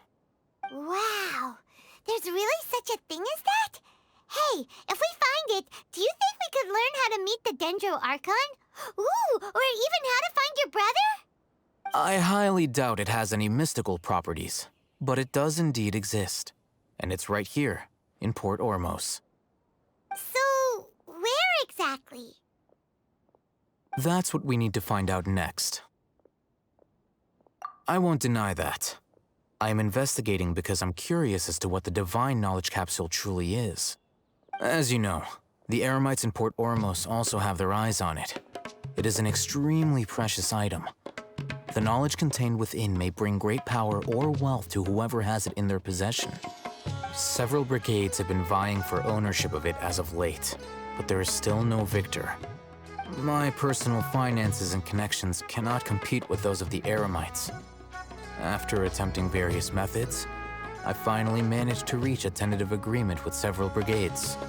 I agreed to forego ownership of the divine knowledge capsule in exchange for the opportunity to study it. After all, there's no harm in understanding what it is. However, there are those who are less amenable to negotiation, such as those from Ain al-Ahmar. They adamantly believe that the divine knowledge capsule contains the Scarlet King's power, and that he will return to this world when they obtain it. They refuse to let anyone from the Academia tarnish their deity's soul. So you kept hounding them because they refused to cooperate with you? Yes. Ain al-Ahmar isn't exactly wealthy, but its members are determined to get that capsule by any means necessary. To that end, they've resorted to many methods more foul than fair in order to amass sufficient funds. So, I've been sabotaging their business to force them into negotiating with me. The divine knowledge capsule should be up for a secret auction within the next few days. Each brigade will place their own bid, and the prize will be covertly given to the winner. To ensure the capsule's security and to evade the Matra's notice, the winning brigade will not publicly disclose their victory. Unless I know whose hands the divine knowledge capsule ends up in, my agreements with them will fall through. Dory is the most reliable source of information, but that avenue was previously closed to me. With you on board now, the situation is different. In other words, you wanted us to befriend Dory so you could find out where the divine knowledge capsule is. Yes, you can say that. But this arrangement harms none of us. The day after tomorrow, go back to Dory and try to purchase information on the divine knowledge capsule's whereabouts. If she has no information, wait 2 days and approach her again. If I get the opportunity to study the divine knowledge capsule, I will relay my findings to you.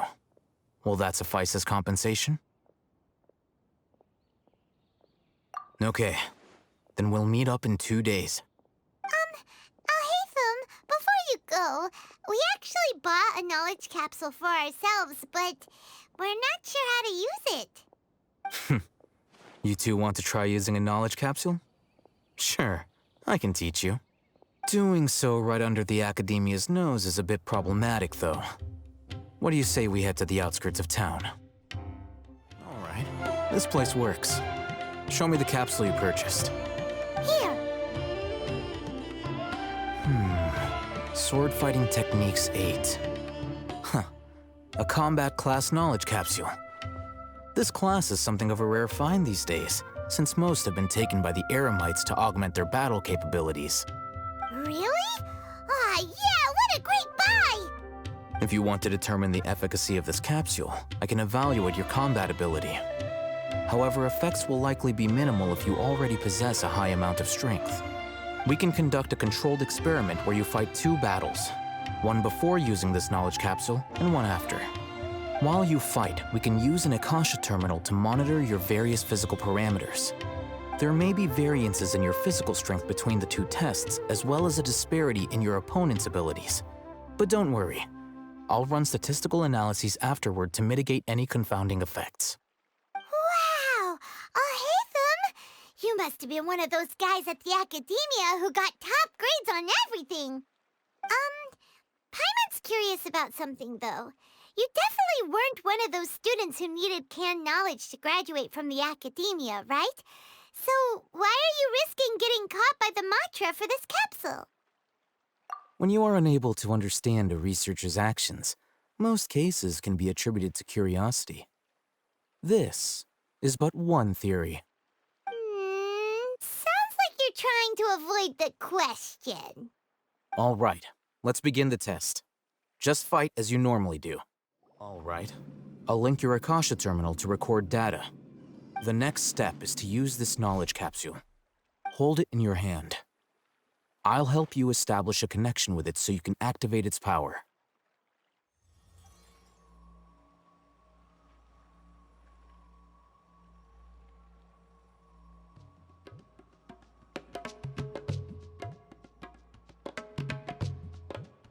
Hey, how are you feeling?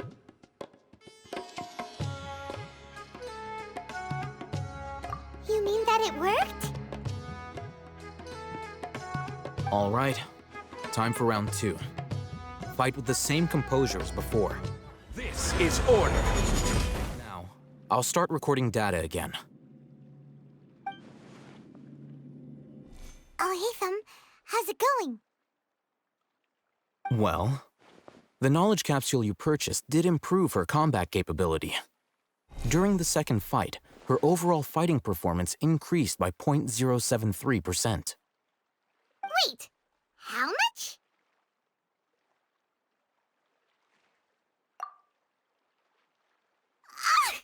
Dory's such a jerk! She totally scammed us! 1 million mora? This thing isn't worth a tenth of that amount! Of course, this could be because she is so powerful that the capsule's contents were unable to produce a substantial increase. At the very least, this test allowed me to gain more insight into you two. Our deal seems increasingly worth my investment. I'm heading back to Akela Funduk.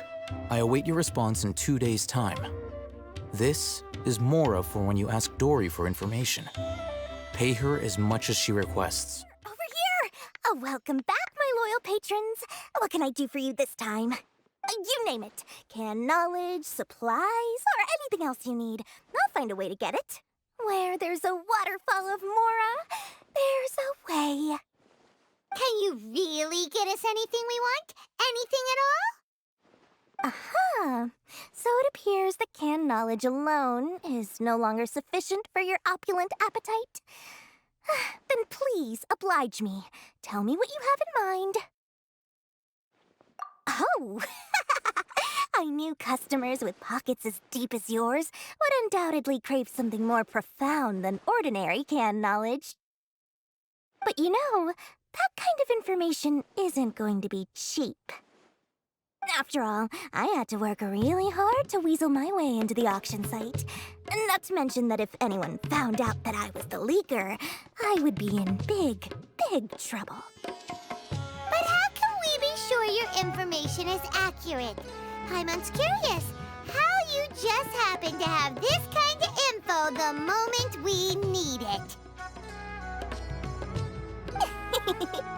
Because to me, anything of value is what I consider to be my supply. Therefore, I must always be aware of what's hot on the market in order to secure more sales. As for the information's authenticity, well, you've no need to worry about that. I used a camera to take a picture of the transaction. That way, no one can dispute it. It's always a pleasure doing business with such sterling patrons. Now that you've paid in full, here's the scoop. The Divine Knowledge Capsule was purchased yesterday by a certain Misery, the leader of Ain el-Ahmar. Ain el-Ahmar? You mean the Eremites who worship the Scarlet King? Ah, so you're already familiar with them. The group has done everything in their power to obtain the Divine Knowledge Capsule. After all, they believe it contains the power of the Scarlet King. That Divine Knowledge Capsule is unlike any other canned knowledge I've seen before. It was glowing bright red. The capsule is clearly visible in the picture I took. You can look for yourself. Thanks for the info, Dory. Please, it's my pleasure. It's all thanks to discerning customers such as yourselves that my efforts yesterday were not in vain. Please, don't hesitate to contact me if you ever need anything else in the future. Mora for Dory opens doors. Well, we figured out where the Divine Knowledge Capsule is. It turns out it ended up in the hands of Ain el-Ahmar. Let's head back and talk to Al-Haytham. Al-Haytham, we got the info you wanted. Really? All right. Let's hear it. Dory even gave us evidence to verify the intel. Have a look. Huh, look at that. Clear as day. It must have taken some guts just to infiltrate the scene of the Eremites' transaction. But then to get close enough to take a picture like this. Bold move, Dory. Very bold move. All right. The person in this picture is indeed Misery, the leader of Ain el-Ahmar. And the glowing red capsule he's holding appears to be the Divine Knowledge Capsule. In which case, if we play our cards right, when we confront them next week, we should be able to force them to show their hand. At first, Paimon didn't get why you were provoking these Ain el-Ahmar guys. But now, it sort of makes sense. Everything's playing right into your hands. After we defeat them, we can finally have a serious talk with their boss and get them to lend us the Divine Knowledge Capsule. Thank you for your time and efforts. Take a few days off while I make some preparations. Let's meet up again on the afternoon of the arranged date, 3 o'clock sharp. See you then.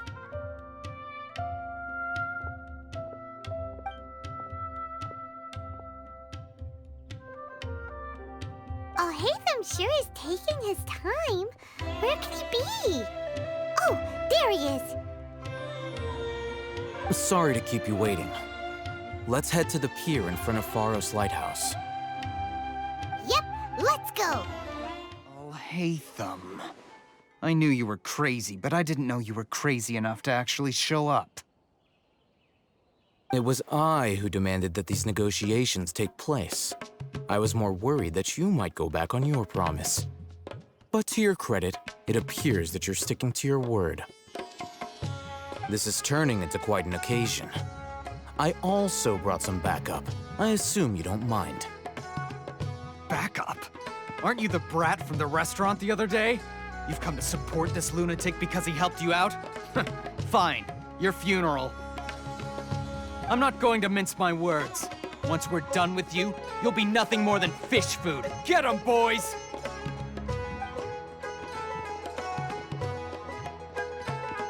Uh-oh, here they come. Good luck, you two.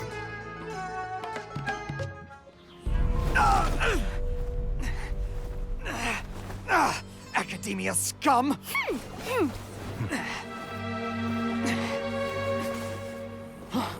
Boss! Finally! Did you use it? Great! Now we can...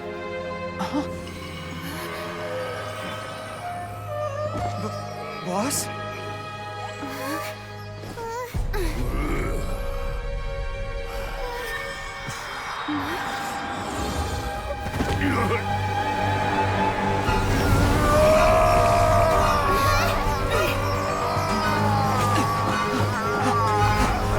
Boss! What's wrong?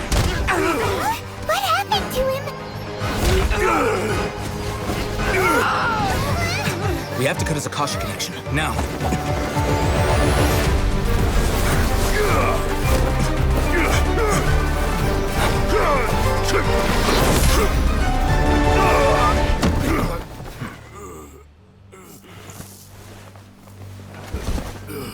Target acquired. Arrest him!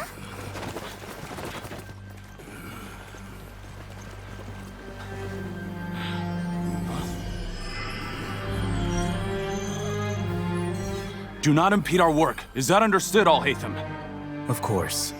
I was only trying to help. Take him away!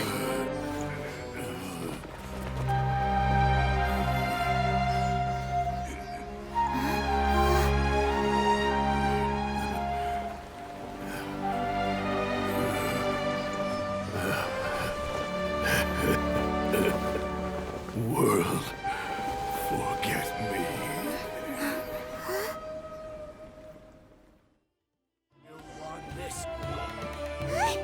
What in Tibet just happened? It's like that big guy suddenly lost his mind. It looks like he used the Divine Knowledge Capsule. You mean the Divine Knowledge Capsule did that to him? Oh, yeah. You mean how some researchers go insane after getting knowledge from Irminsul? I've heard of numerous incidents of researchers in Satyavada life going insane. The state that man is now in suggests that this is a similar situation. This Divine Knowledge Capsule does appear to be linked to the gods, but beyond that, it doesn't seem anything like the rumors suggest. Possessing it doesn't grant you divine wisdom or power. Did you hear what he said? World, forget me. What could that possibly mean? If the mantra took him away, then that means the Academia got the Divine Knowledge Capsule back, too. What a shame. We were so close.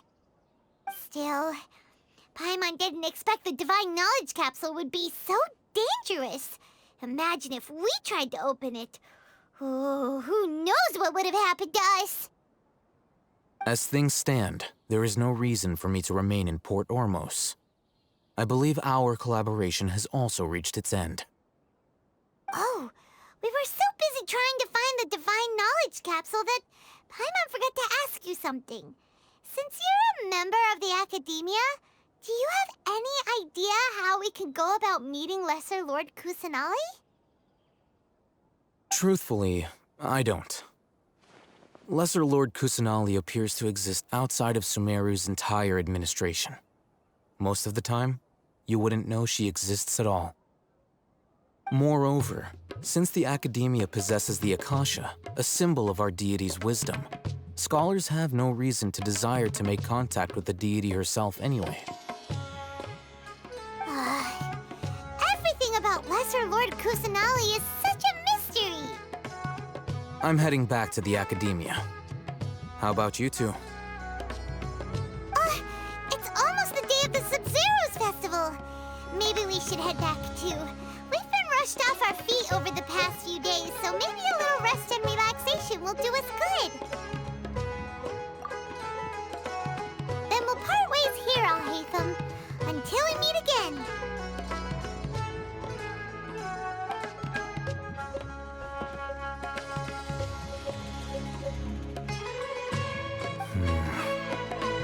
Now, do I deal with this thing first? Or should I produce the report that the higher-ups require?